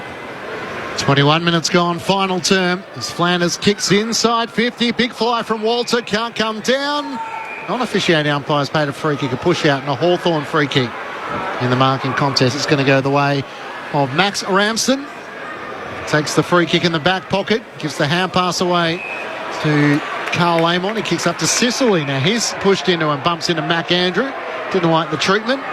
The Hawthorn captain playing as a forward in the final term. He kicks up to Jack Ginnivan. Claimed a few metres. They continue their battle once the kick had take place. Ginnivan takes the mark. Wheels inside 50. Missed Marby or Chol, and the mark is taken by Toot Miller for the Suns. Bit of byproduct late in the match, which the Stingers well and truly gone. As the kick comes out to Fiorini, who marks at right half back. Again, James Sicily, he's almost worth admission price, I reckon, sometimes. Between he and Mac Andrew off the ball, very interesting. But it's with Lukosius at right half back, a typically long kick and accurate. Oh, big fly at the back of the pack came from young Jed Walter. Came off his hands, and it's going to be over the boundary line for a throw in, just beyond centre wing, between centre wing and right half forward for the Suns. In control of this game from the very beginning. 46 points in front now. The throw in with Jared Witts versus young Max Ramsden, only in his fourth game. Witts got it down through hands of Fiorini over to David Swallow. 60 out. He kicks it to a dangerous area through the hands of Berry. Then D'Ambrosio gets onto his left foot and did well. Found Carl Amon playing his 150th game tonight. Not cause for celebration in a milestone game, but he's played well. He plays on. Nice kick finding Newcomb in front of Mac Andrew, and Newcomb gives it to Sicily just in front of the interchange gates. Hasn't moved too far from the wing where that previous scurry took place. The Hawthorn captain called to play on. Matt Rowell comes charging at him. He veers onto his right as he taken off more, and he can chew his bump as he gets a kick away and ends up finding Giant Newcomb. Been pretty quiet tonight, just the 10 disposals, played more cross half forward than in the midfield. Back to Sicily, long towards Chol, in the pack, it's spoiled away by Collins. Goes off hands and goes out of play in the left forward pocket. They just supported each other so well. Sam Collins was one out there and Bello came through and smashed it. So Carl Amon with 24 disposals for the Hawks, Sicily with 19, D'Ambrosio with 17, Warple with 14, and Newcomb with 10. Meanwhile, for the Gold Coast Suns, Noah Anderson with 31, Flanders 29, Toot Miller 28, Fiorini with 22. From the throw-in, Rowell brought down by Chol, gets a hand pass away. Warple could have almost got a free kick for in the back. Rowell tries to knock it out. Noah Anderson scoops it out to Powell, who gets a kick from the right back pocket up towards Ben King. Good body work, got rid of Weddle and takes the mark on his chest. He's a precious talent, is Big Ben King. Goes back towards the corridor onto the logo and finds Will Graham. His 13th disposal to go with his 13 tackles. Beautiful kick from him to find David Swallow now. Chest mark, and he goes down the line, looks for and finds his teammate in Braden Fiorini. Hasn't he improved over the last 12 months, Braden Fiorini? Yeah, just found his role perfectly, complemented by all the other inside guys. Oh, long kick, and Walter flew through his hands, picked up by Seamus Mitchell, tackled, didn't dispose of the ball correctly. Tom Berry with another cruncher, but the ball spilled over through the goals for one behind. 102 plays 55. It's a 47-point margin in favour of the Suns. It's the best game I reckon I've seen him play for the Suns, Tom Berry. Tom Berry, yep. His pressure and work rate has been, not be number one on the stats, but oh my God, his pressure's been unreal. Massimo D'Ambrosio's clearing kick for the Hawks is picked off by Jared Witts. He takes the mark. Meanwhile, Andy Brayshaw has put Freo out by 9 points. So just over 6 minutes to go in the final term there at the Adelaide Oval. Inside 50, Walter flew, can't come down with a mark. A chance for Graham, another tackle laid. Rowell trying to break out of a tackle. He was taken over the shoulder. And Matt Rowell with a chance to join the growing list of goal kickers. Probably call it Jed Walsh is going to take a mark of the week up forward, and Mac Andrews is going to take a mark of the week down back. Okay, one to... Those two just flying for it. It's great. It's great to see. So Matt Rowell with a chance to put through a goal late here. He's kicked a couple so far this season, but a chance to become the 8th individual goal kicker. As the list of contributors continues to rise at the Suns, Rao comes in, starts at right, curls it left, and through it goes for another one. The Gold Coast Suns back out by 47 points. With 4 goals to 3 in the 5 goals to 3 in the final term, and even the buglers getting tired. They're going through that regularly. 16-12, 108 as the ton is passed up. Hawthorn 8-7, 55. We played 27 minutes in the final term on ABC Sport. Yeah, it's 9 individual goal kickers. It's a good even spread. You know, their forwards are dominant of the inside 50, but some mids getting on the end of it, half-backs. Really even contribution from a lot of guys hitting the scoreboard tonight for the Suns. So they're basically plus 94 in disposals at the moment, and about 900 metres gained in front. Gold Coast Suns, that's pretty significant. Considering that the ball's been played down one end, it's been pretty stark, the run and carry they've had off the back of stoppages and the half-back line. So Noah Anderson leading the charge now with 33 disposals, 5 clearances, 8 tackles for the Gold Coast Suns. But just his ability to break the lines has been great too. Witts up against Ramsden. Got it out now. Rowell first to it. He couldn't quite get there. Ramsden came in and tapped it forward. Now it's picked up by McDonald. Hooked around the body.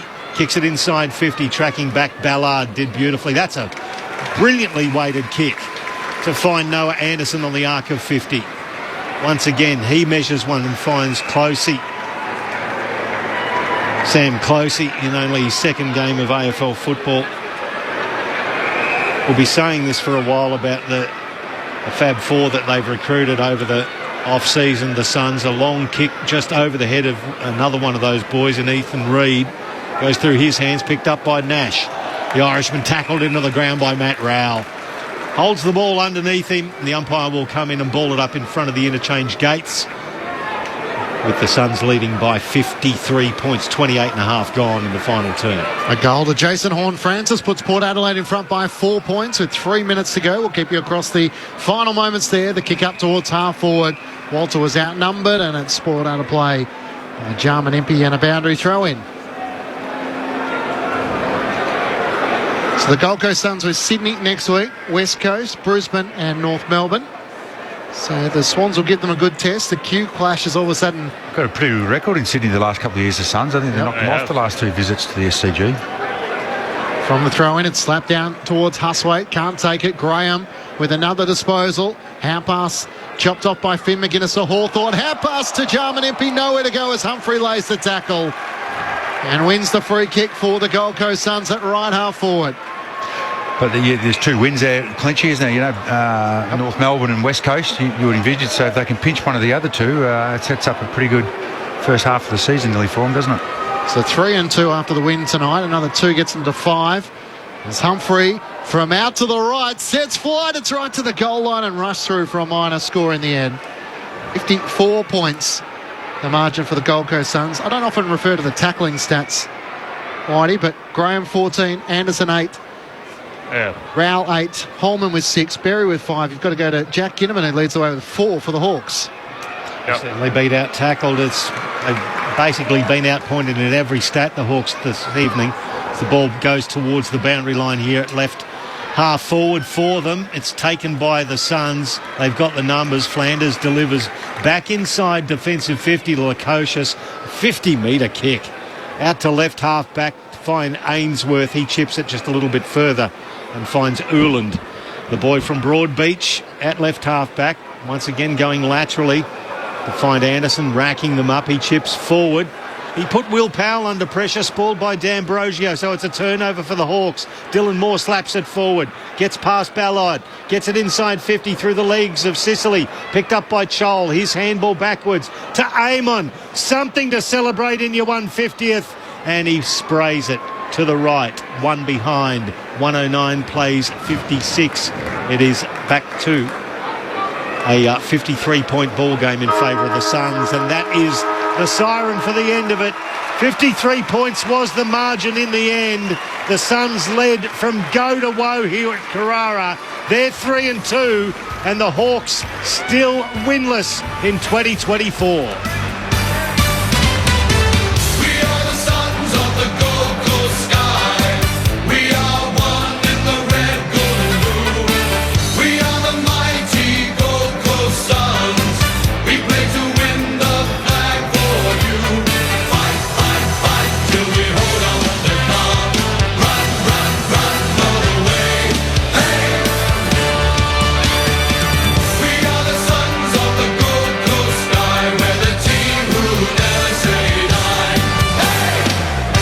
The Gold Coast Suns move to 3 wins and 2 losses after round 5 of the AFL. They return home and they return to the winners list as they look to turn Carrara into a fortress.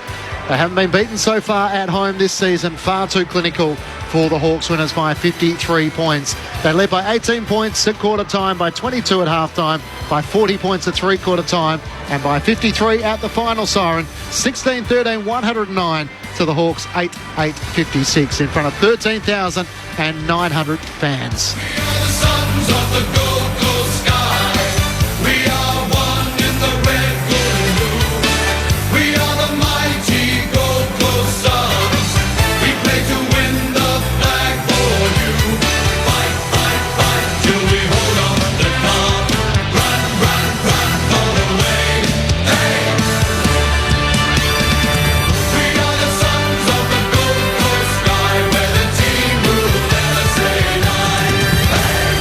The Gold Coast Suns winners by 53 points here at Carrara. There is a thriller at the Adelaide Oval, so maybe Whitey, you keep a close eye on that. Port Adelaide lead by 3 points over Fremantle. 38 seconds to go. There you go, we can keep you across it. So Ben King booted 4 goals.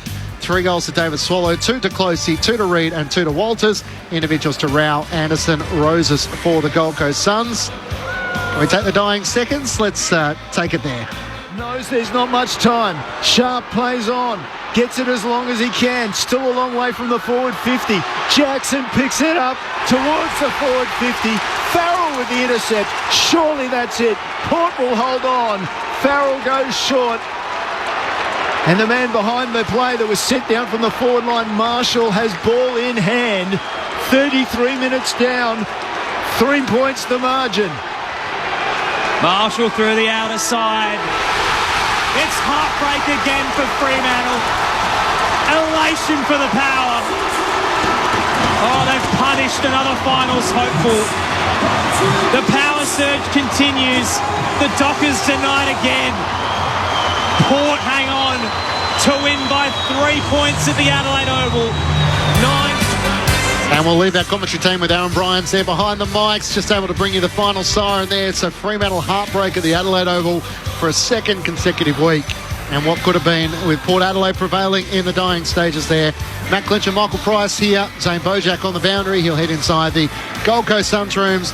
Jeff White and Matthew Primus with their assessment on what was a pretty clinical 53-point win by the Gold Coast Suns. Actually, I just didn't give the Hawthorn goal kicker, so let me just run through that, even though it was a clinical display by the Gold Coast Suns. Finn McGuinness booted 3, individuals to Ginnivan, McDonald, Chol, Hardwick and more for the Hawks. The Suns by 53.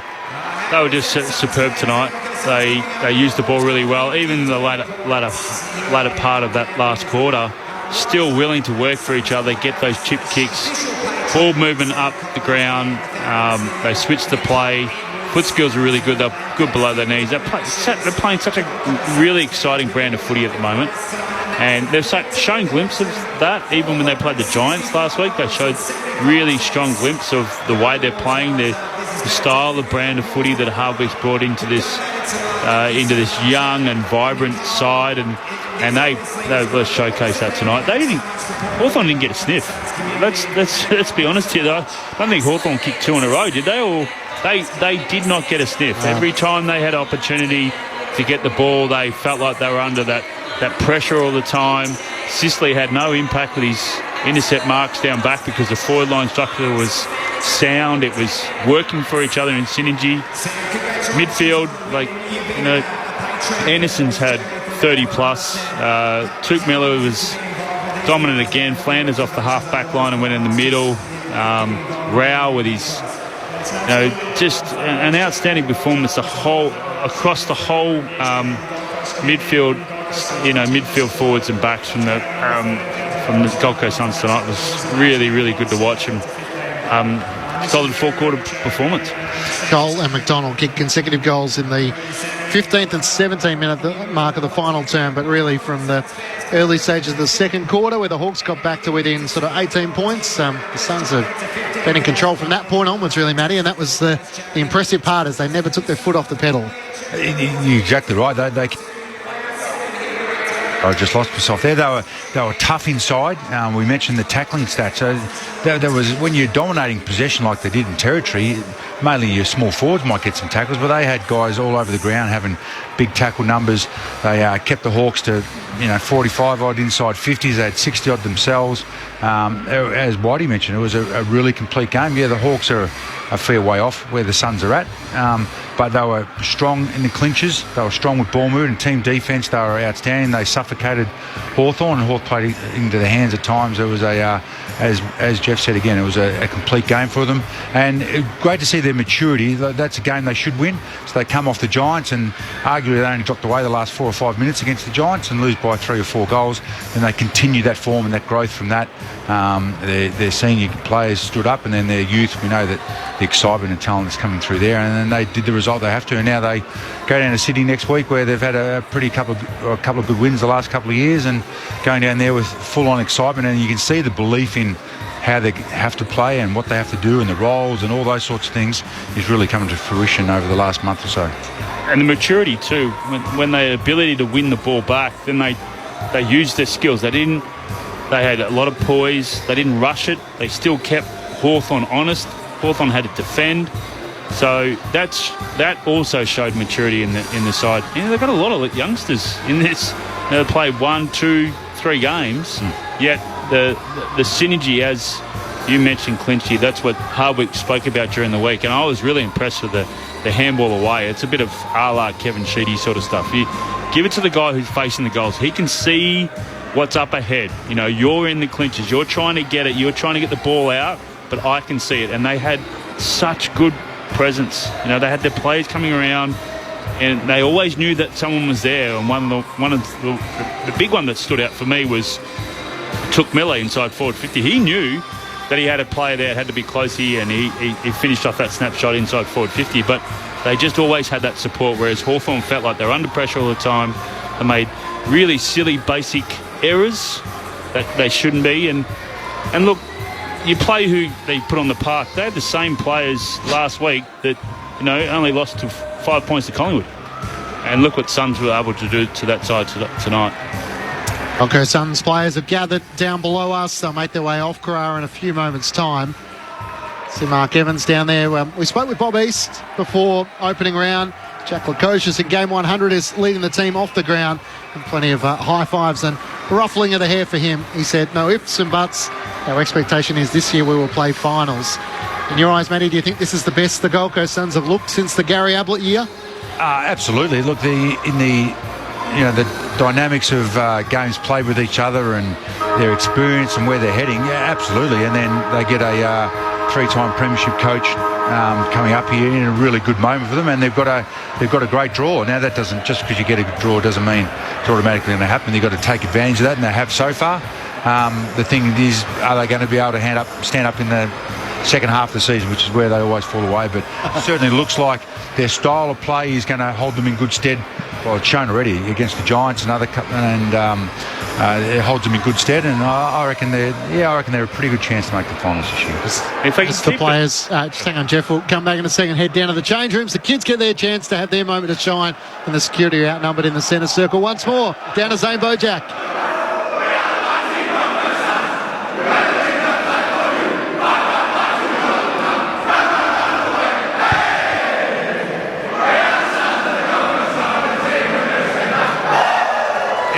Sports drink on the floor here at the dressing room, because those 4 youngsters, the first time that they've had a chance to experience not only a win with the Gold Coast Suns but also here at home, and we're going to be chatting to one of them in Jed Walter very, very shortly. Clinchy, good on you, Zane. I'm looking forward to that.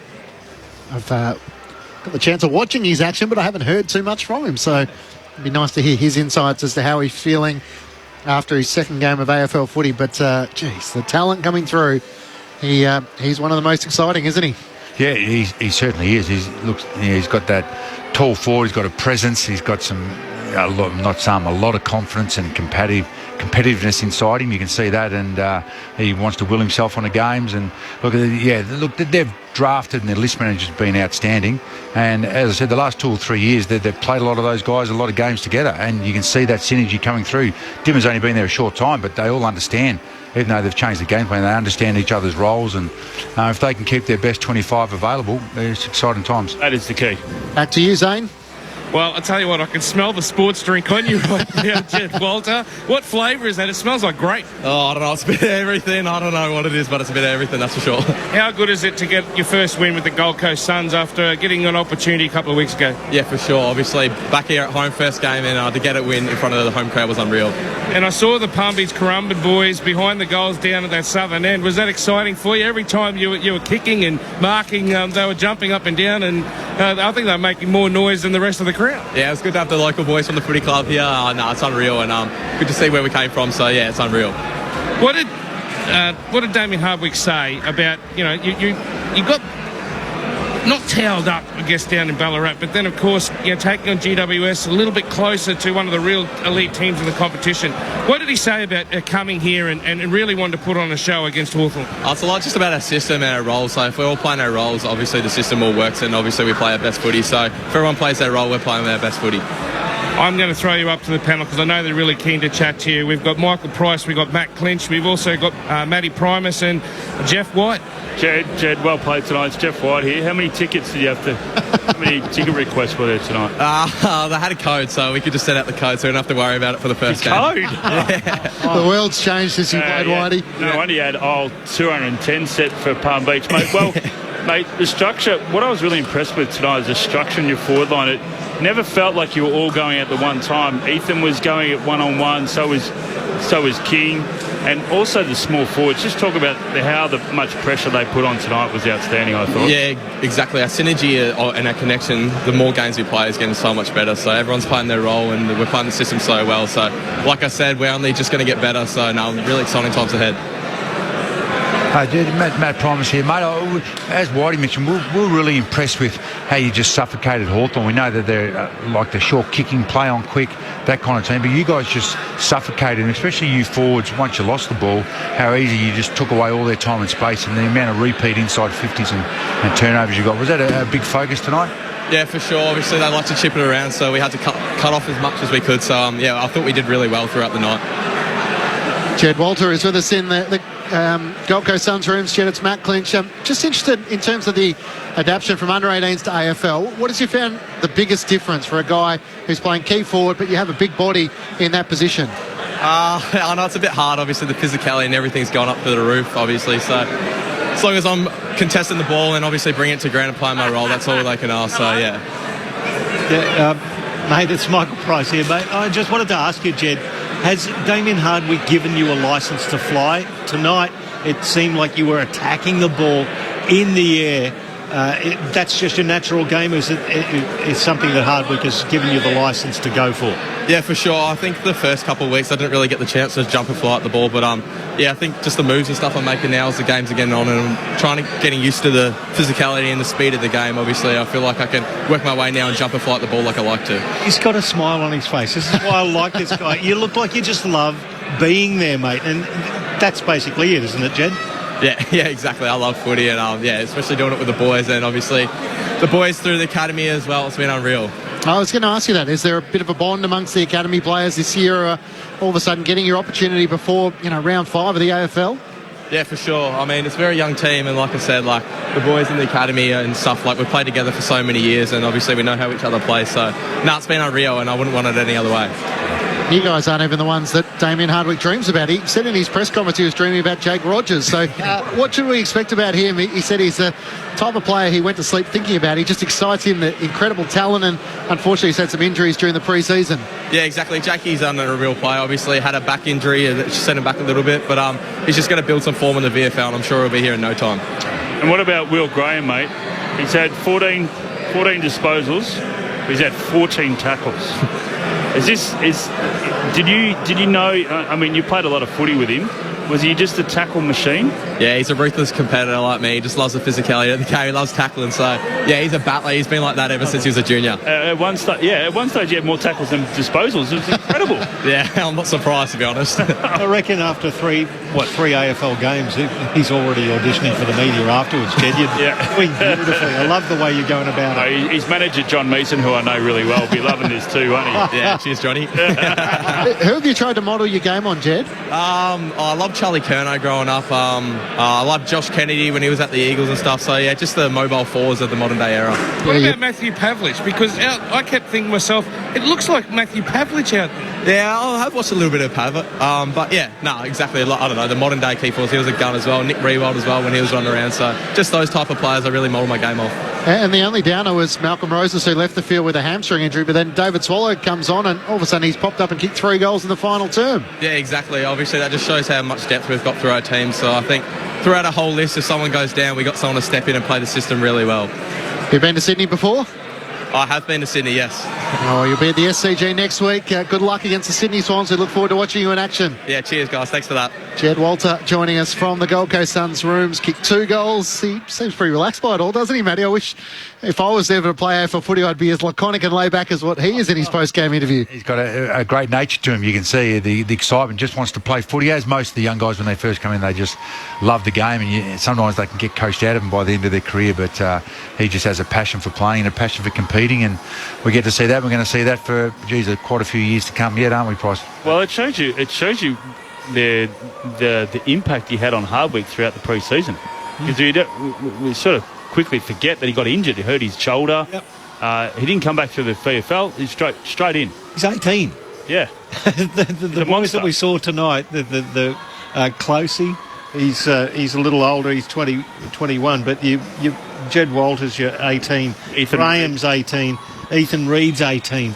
I mean, goodness gracious. Wouldn't you love to be of any football club just served on a silver platter? Here are 3 generational footballers, perhaps. And then they've got the maturity around it, which they didn't normally have. Normally those 3 will have to come in and have to be the match winners for them, but those 3 can come in and develop around with maturity at either ends of the ground and through the middle of the ground, and it's a great recipe to be able to let those guys have their ups and downs of their careers, because you can bank on the other 3 or 4 players around them to get the job done. And just what impressed me with Jed too, how quick he is. Super quick, even though he's got the bulk. He's going to get bigger and stronger, and he out-muscled a few of the Hawthorn players tonight, but just how quick he is. He's back and forth, so you need to be that if you want to be a key forward, like the Charlie Curnows that he's talking about, and the Matt Pavlich. You've got to be able to work back, work forward, work back. Work rate's got to be elite, and you can see that tonight. Ability to compete as well in the air and on the ground.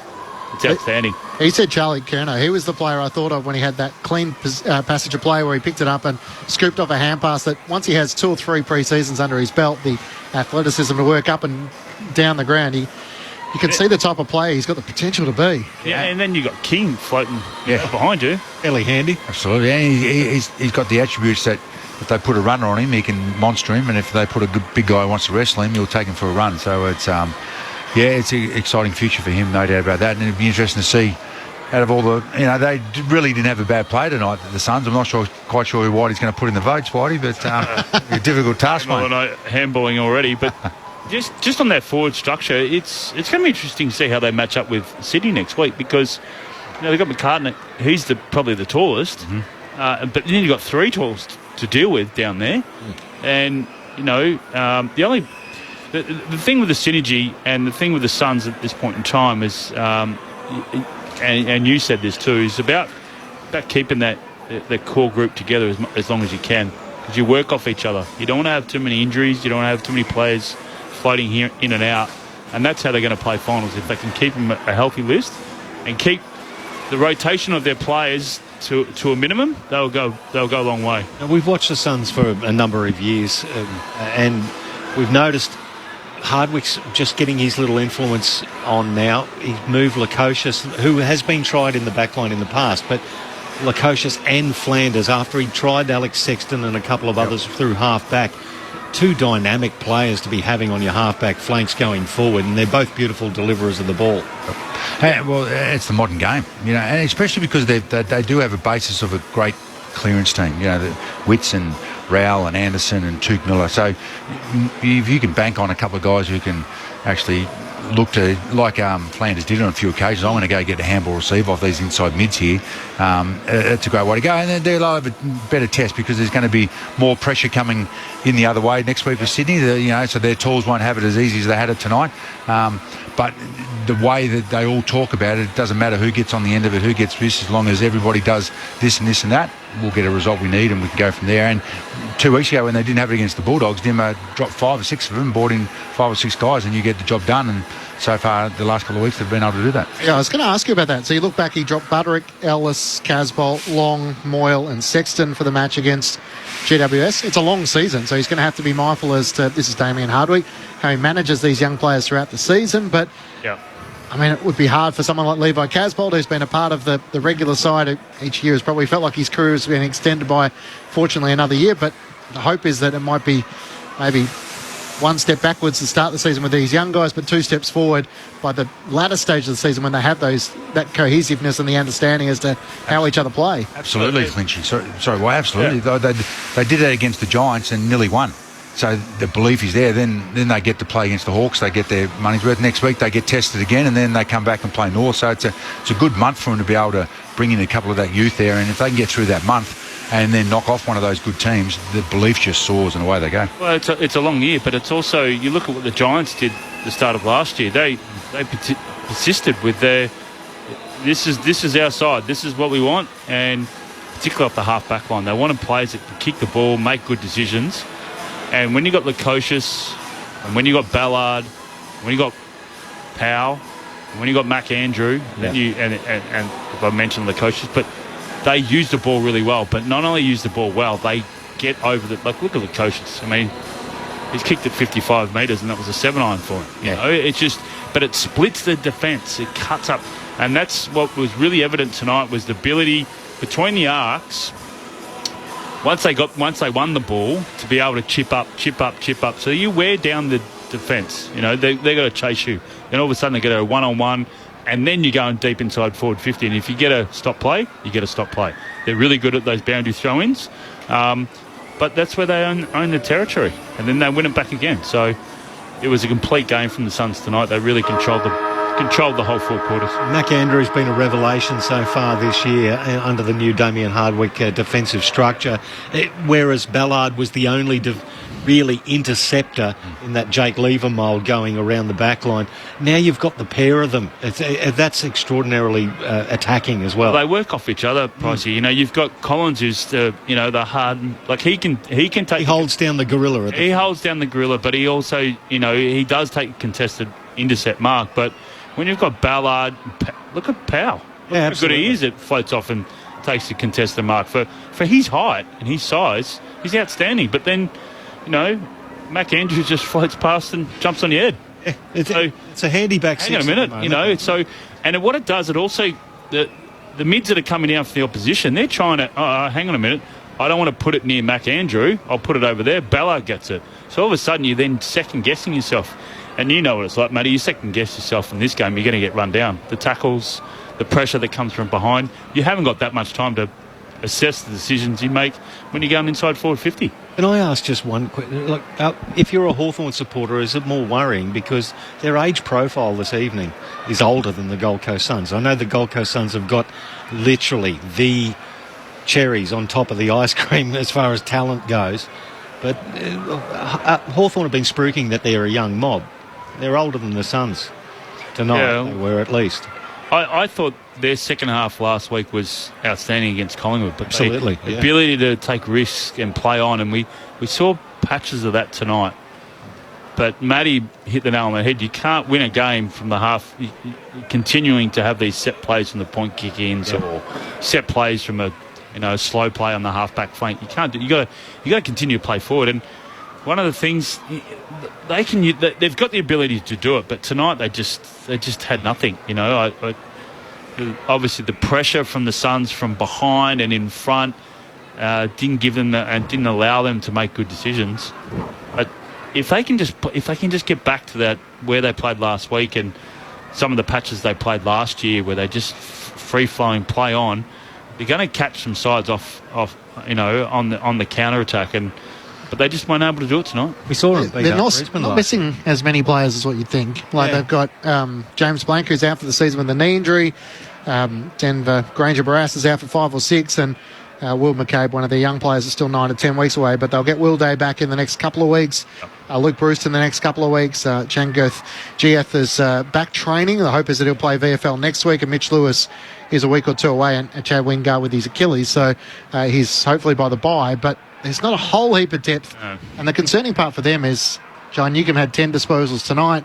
Connor Nash had 10 disposals tonight. He plays in the midfield. Lloyd Meek, after having a good game last week, he had 23 hit-outs, 7 clearances and 11 disposals. But they're really looking at guys like Carl Amon and Jarman Impey and those sort of players across half-back to really provide the spark for them. Yeah, and that, Newcomb's been great in and under. He just was out on his feet tonight with the likes of, Rao was outstanding, front and centre, below his knees, and then you had on the outside, you had Anderson was even in and under, and they were just sensational. In and out, all stoppages through centre bounces, stoppages, they were first to the ball, they were clean, and the ability to hand pass out and give some space. Bailey Humphrey was good tonight as well with 5 clearances as well. So he's just chipping in, and so that's really giving them a lot of depth in their midfield. And flexibility too. Yes. It's high energy. You got to have the rotation. So, you've got to be able to be flexible in that sort of sense too, and be able to maintain the pressure, because the minute those players come out of the centre bounce, and then you just don't want the opposition to get the confidence up again, to get a centre bounce clearance or a stoppage or a goal, and because then all of a sudden you've got to wrestle that momentum back when you go back in there. So you've got to have a really good balance, and I thought the Suns were outstanding with that. It would start to rock your confidence, though, if you're Sam Mitchell and you're winless through the opening 5 rounds. You've got North Melbourne coming up next week. It's a successful, proud club who would have high expectations that when you lose tonight by 53 points, as we said, the game was over really from halfway through the second quarter onwards. That wouldn't be where Hawthorn would think they would be another year into the rebuild. No, and then they won 7 games last year, so it's I think we're all not thinking they're going to make finals, but the progression. But I've always said it is hard to go from those 7 or 8 wins to the 10s, 11s, and 12s, and a bit like you, Clint, you were saying, they got some players coming back, but a couple of them are, at the very end of their career. And, the next couple of years with Tassie coming in and those sorts of, drafting and all those sorts of things, and the Suns have still got a couple of good packages to come, and your list management and all those sorts of things are really hard to do. And with some of the good clubs, we talk about Collingwood, the treasure trove they've got to spend on free agencies and those sorts of things. That's another way you can keep on improving. It's it'd be really interesting to watch where they go to. But 7 wins last year, and now they're zipping 5. Not only does next week become important, but the next month becomes important with them to find some wins rather than just trying to finish off the season on a good note like they did last year and get some expectations. Because at the moment you sort of can't see where 6, 7, 8 wins are going to come from at all. So they've got North Melbourne, Sydney, the Western Bulldogs, and St Kilda in the next 4 weeks. So you'd be brave to say anyone's a certainty in this round of footy, but it does start to get harder in the next few weeks for the Hawks. Had some thrilling results over the weekend. Unfortunately, our one on the Saturday, where we had 3 of the 4 games decided by a total of 6 points. We got the blowout, but Zane Bojack has made his way to the Hawthorn rooms. We'll try and bring you a reaction from inside the Hawthorn camp very shortly. But the Blues going down to the Adelaide Crows, and the Crows no doubt will be celebrating tonight, and Port Adelaide with a thrilling win over Fremantle, so we'll bring you some of the reactions there. But it does feel like it has the elements of a unpredictable season, even though you look at the ladder and there's a series of sides, North Melbourne, West Coast, Hawthorn, who are really struggling this season to try and get going. And we're still getting a feel of who is really good and who's not because of the bye. I think next week there's still 2 teams that have got a bye next week, so it's still a bit to play out of the form and who is looking like they're a good team, who's still finding their feet and all those sorts of things. So and that's a bit of why we got the results that we have this weekend. So in the next couple of weeks I think we'll get a clearer picture of Maybe not the couple of top teams. Obviously, the Giants are going to be very good, but we'll get a clearer picture of what the top eight's going to look like after about another 3 more weeks, I think. So the Gold Coast Suns 16-13, 109, defeating Hawthorn 8-56, while at the Adelaide Oval, it was Port Adelaide who prevailed in a thriller by 3 points over the Fremantle Dockers, 9-12-66 to Fremantle 9-9-63, with Josh Tracy booting 3 goals, Mitch Georgiades with 2, Jai Amos with 2, Charlie Dixon with 2, but no shortage of controversial moments, it sounds like, from the Adelaide Oval. So word also coming through from Mitch Turner back in the studio that Zach Butters could be in trouble for his bump on Bailey Banfield. So we'll have a look on that. One of the favourites, obviously, for the Brownlow, through the highlights after we wrap up our broadcast tonight. Just a quick one. Andrew Swallow. David Swallow. David Swallow actually passed his brother tonight. Just to let you know, with 225 games. So he's got the most games in Swallow family history after this evening. The super sub who came on with 3 goals. Andrew might say, hey, there was no subs around when I was playing. That doesn't count.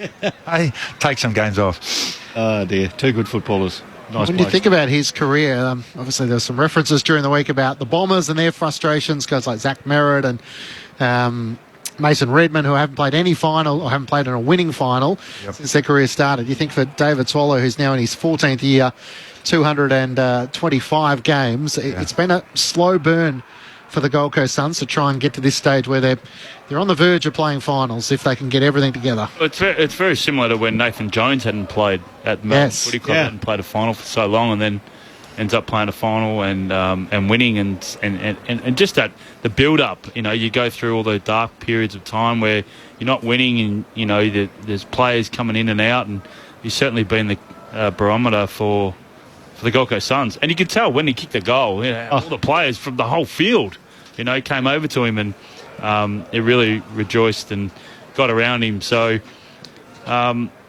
it just shows the character of the person himself. He's a wonderful person off the field and on obviously his performance he shows. But he obviously be doing everything he can to be involved and committed to this side.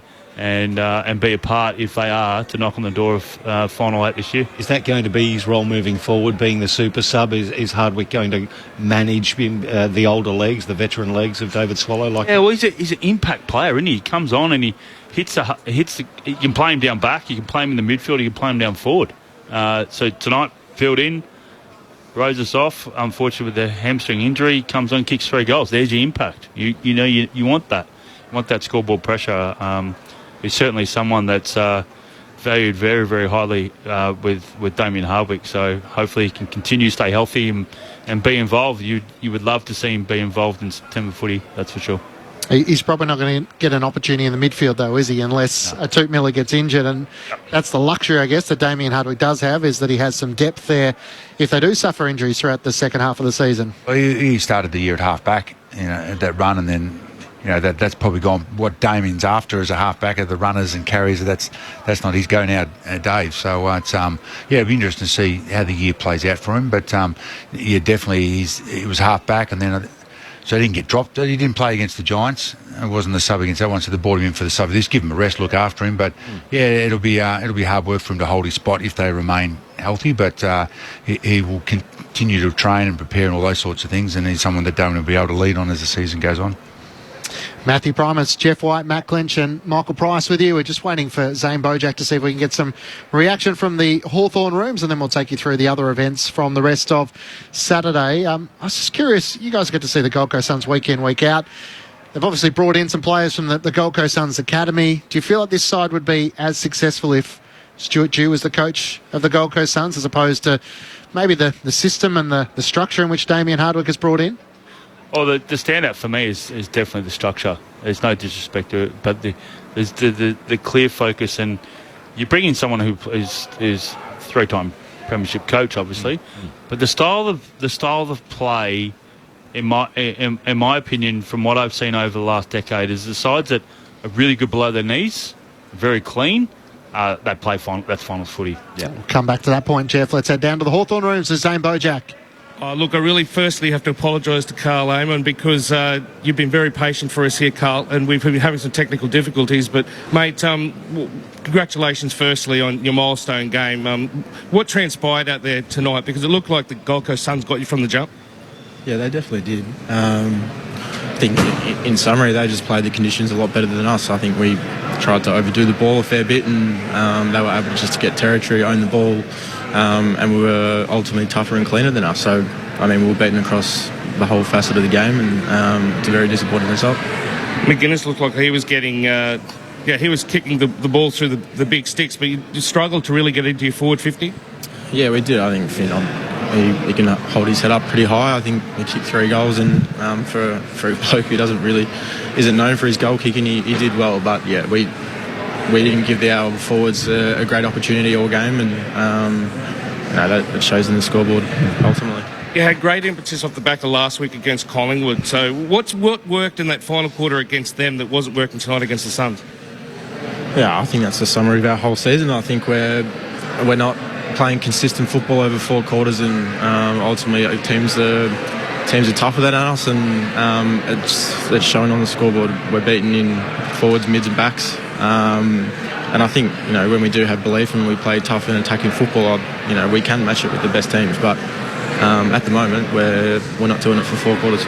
All right, well, I'll throw you up to the panel. We've got Matt Primus, Jeff White, also we've got Michael Price and Matt Clinch. Hey, Carl, it's Jeff White here. Mate, congratulations on your 150th. What was Sam Mitchell's message at halftime? Because it seemed like when you came out at halftime, you were trying to take the game on. You were trying to play on as much as you could, but obviously the Suns restricted you to that. But was the message about trying to play on a bit more? Was it trying to go on the 45s and get more spread? What was the message at halftime? Yeah, it was. I think we wanted to play the conditions a little bit, and what that looked like for us was to, obviously when we got the ball back, was to face the field. I think Gold Coast are a very 1v1 team, so that's going to give us even numbers up the field, and our goal was to get it forward as much as possible and as quick as possible. So get it going our way, get ourselves some territory, and try and lock it in the front field. But Gold Coast were too good for us tonight, and they were able to defend that pretty well. Carl, it's Matt Clinch here. Is it frustrating? Obviously, you're winless through the opening 5 rounds. Gold Coast Suns had 366 disposals to your 270, and there was no shortage of work effort and energy out there to try and change that. But it must be frustrating when it's just not quite clicking for you tonight.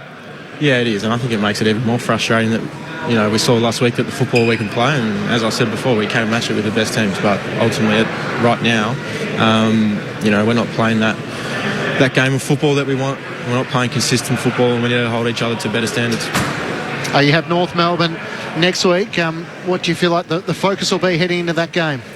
I think what I've touched on the whole time, we need to play 4 quarters, otherwise we're not going to be around it. So they're a similar team to us. We just need to bring our 4 quarters of pressure, hunt them all game, and get back to our bold and attacking football. Good on you, Carl. Thanks for a few minutes after the game. We appreciate your time. Thanks, guys.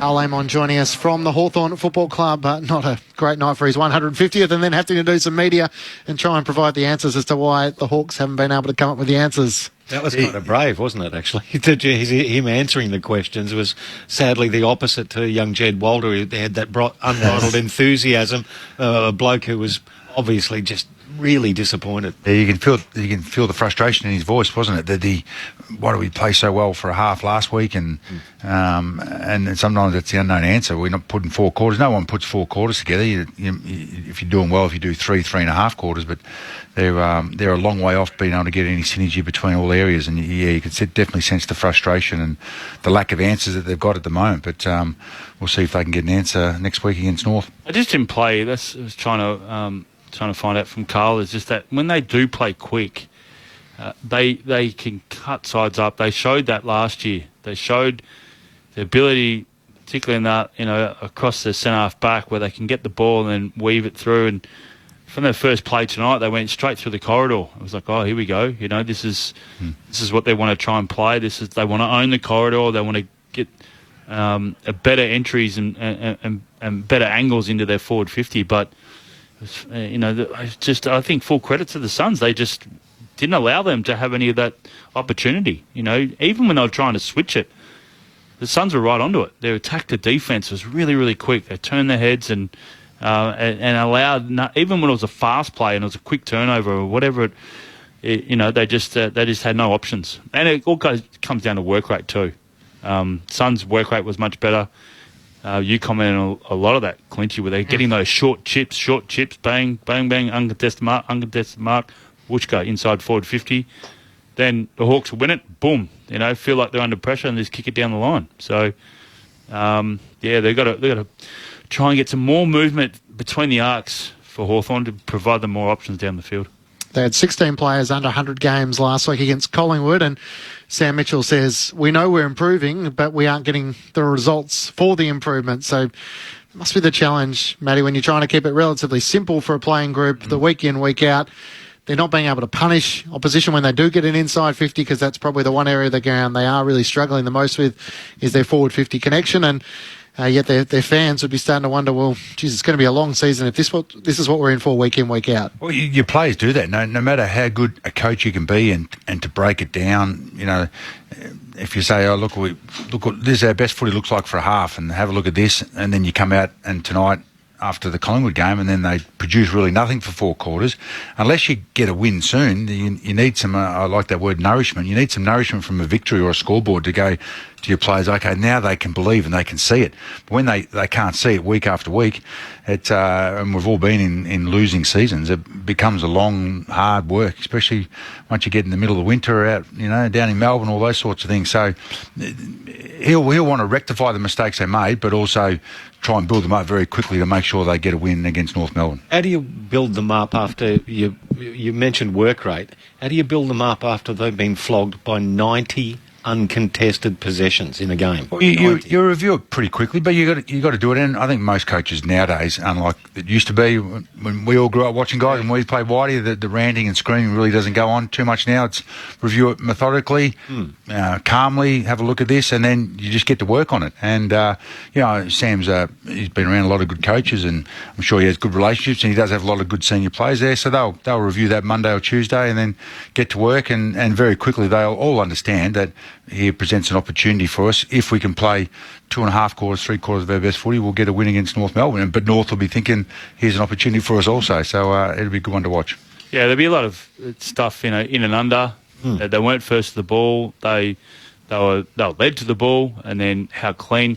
But I'd love them to look at the vision behind the goals, their running patterns. Where they were going, splitting, and how hard they were working for each other. Were they running into space when they had a man on them?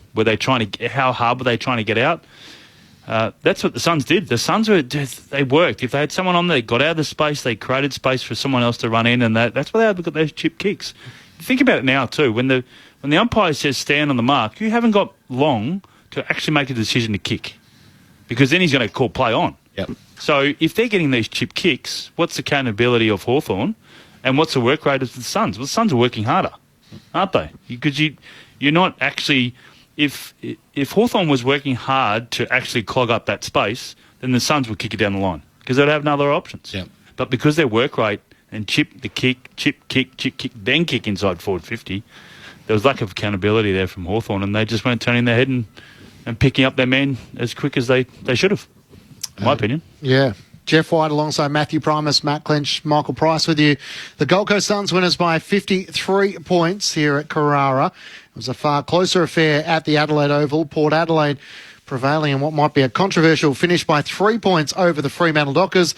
Port Adelaide 9-12-66 to Fremantle 9-9-63. And there was an incident in which Bailey Banfield wasn't paid a free kick as Zach Butters came charging in with his backside. He made contact with the face of Banfield. There was no free kick, so it'll be interesting to see if the match review officer has a look at that. I imagine he will be.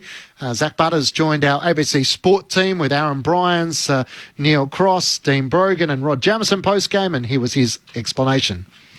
Yeah, we knew coming into the game it was probably going to be a tight one, judging off Fremantle's probably last few games and the way they play their system and play their football. So we knew it was probably going to be close, although you don't want it to go that close. But we're well drilled.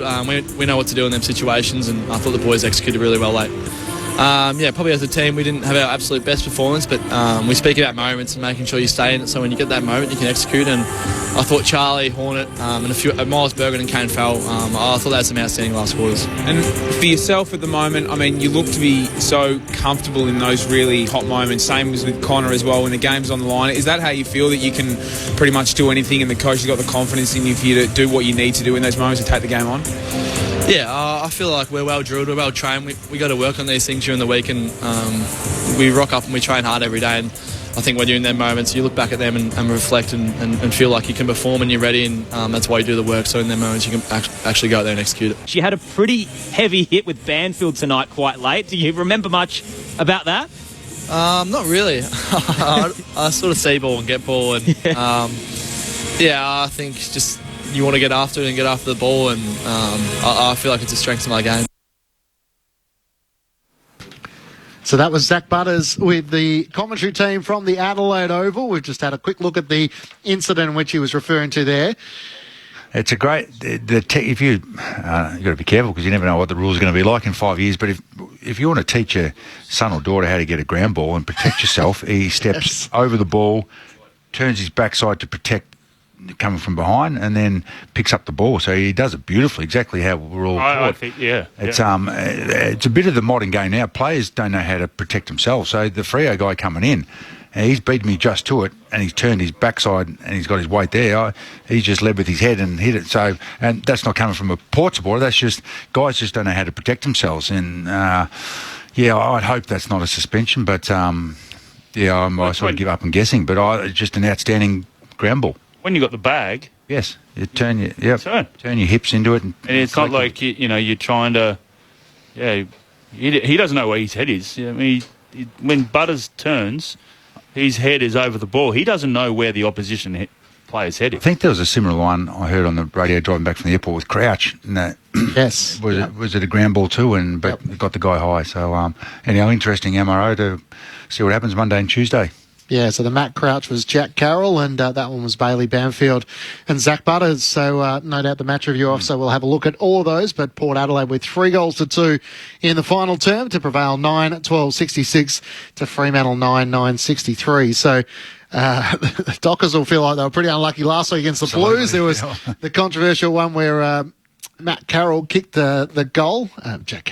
Matt Cottrell kicked the goal, but the Freo players were pleading it was touched off the boot, and then Jordan Clark gave away the... Remonstrating with himself.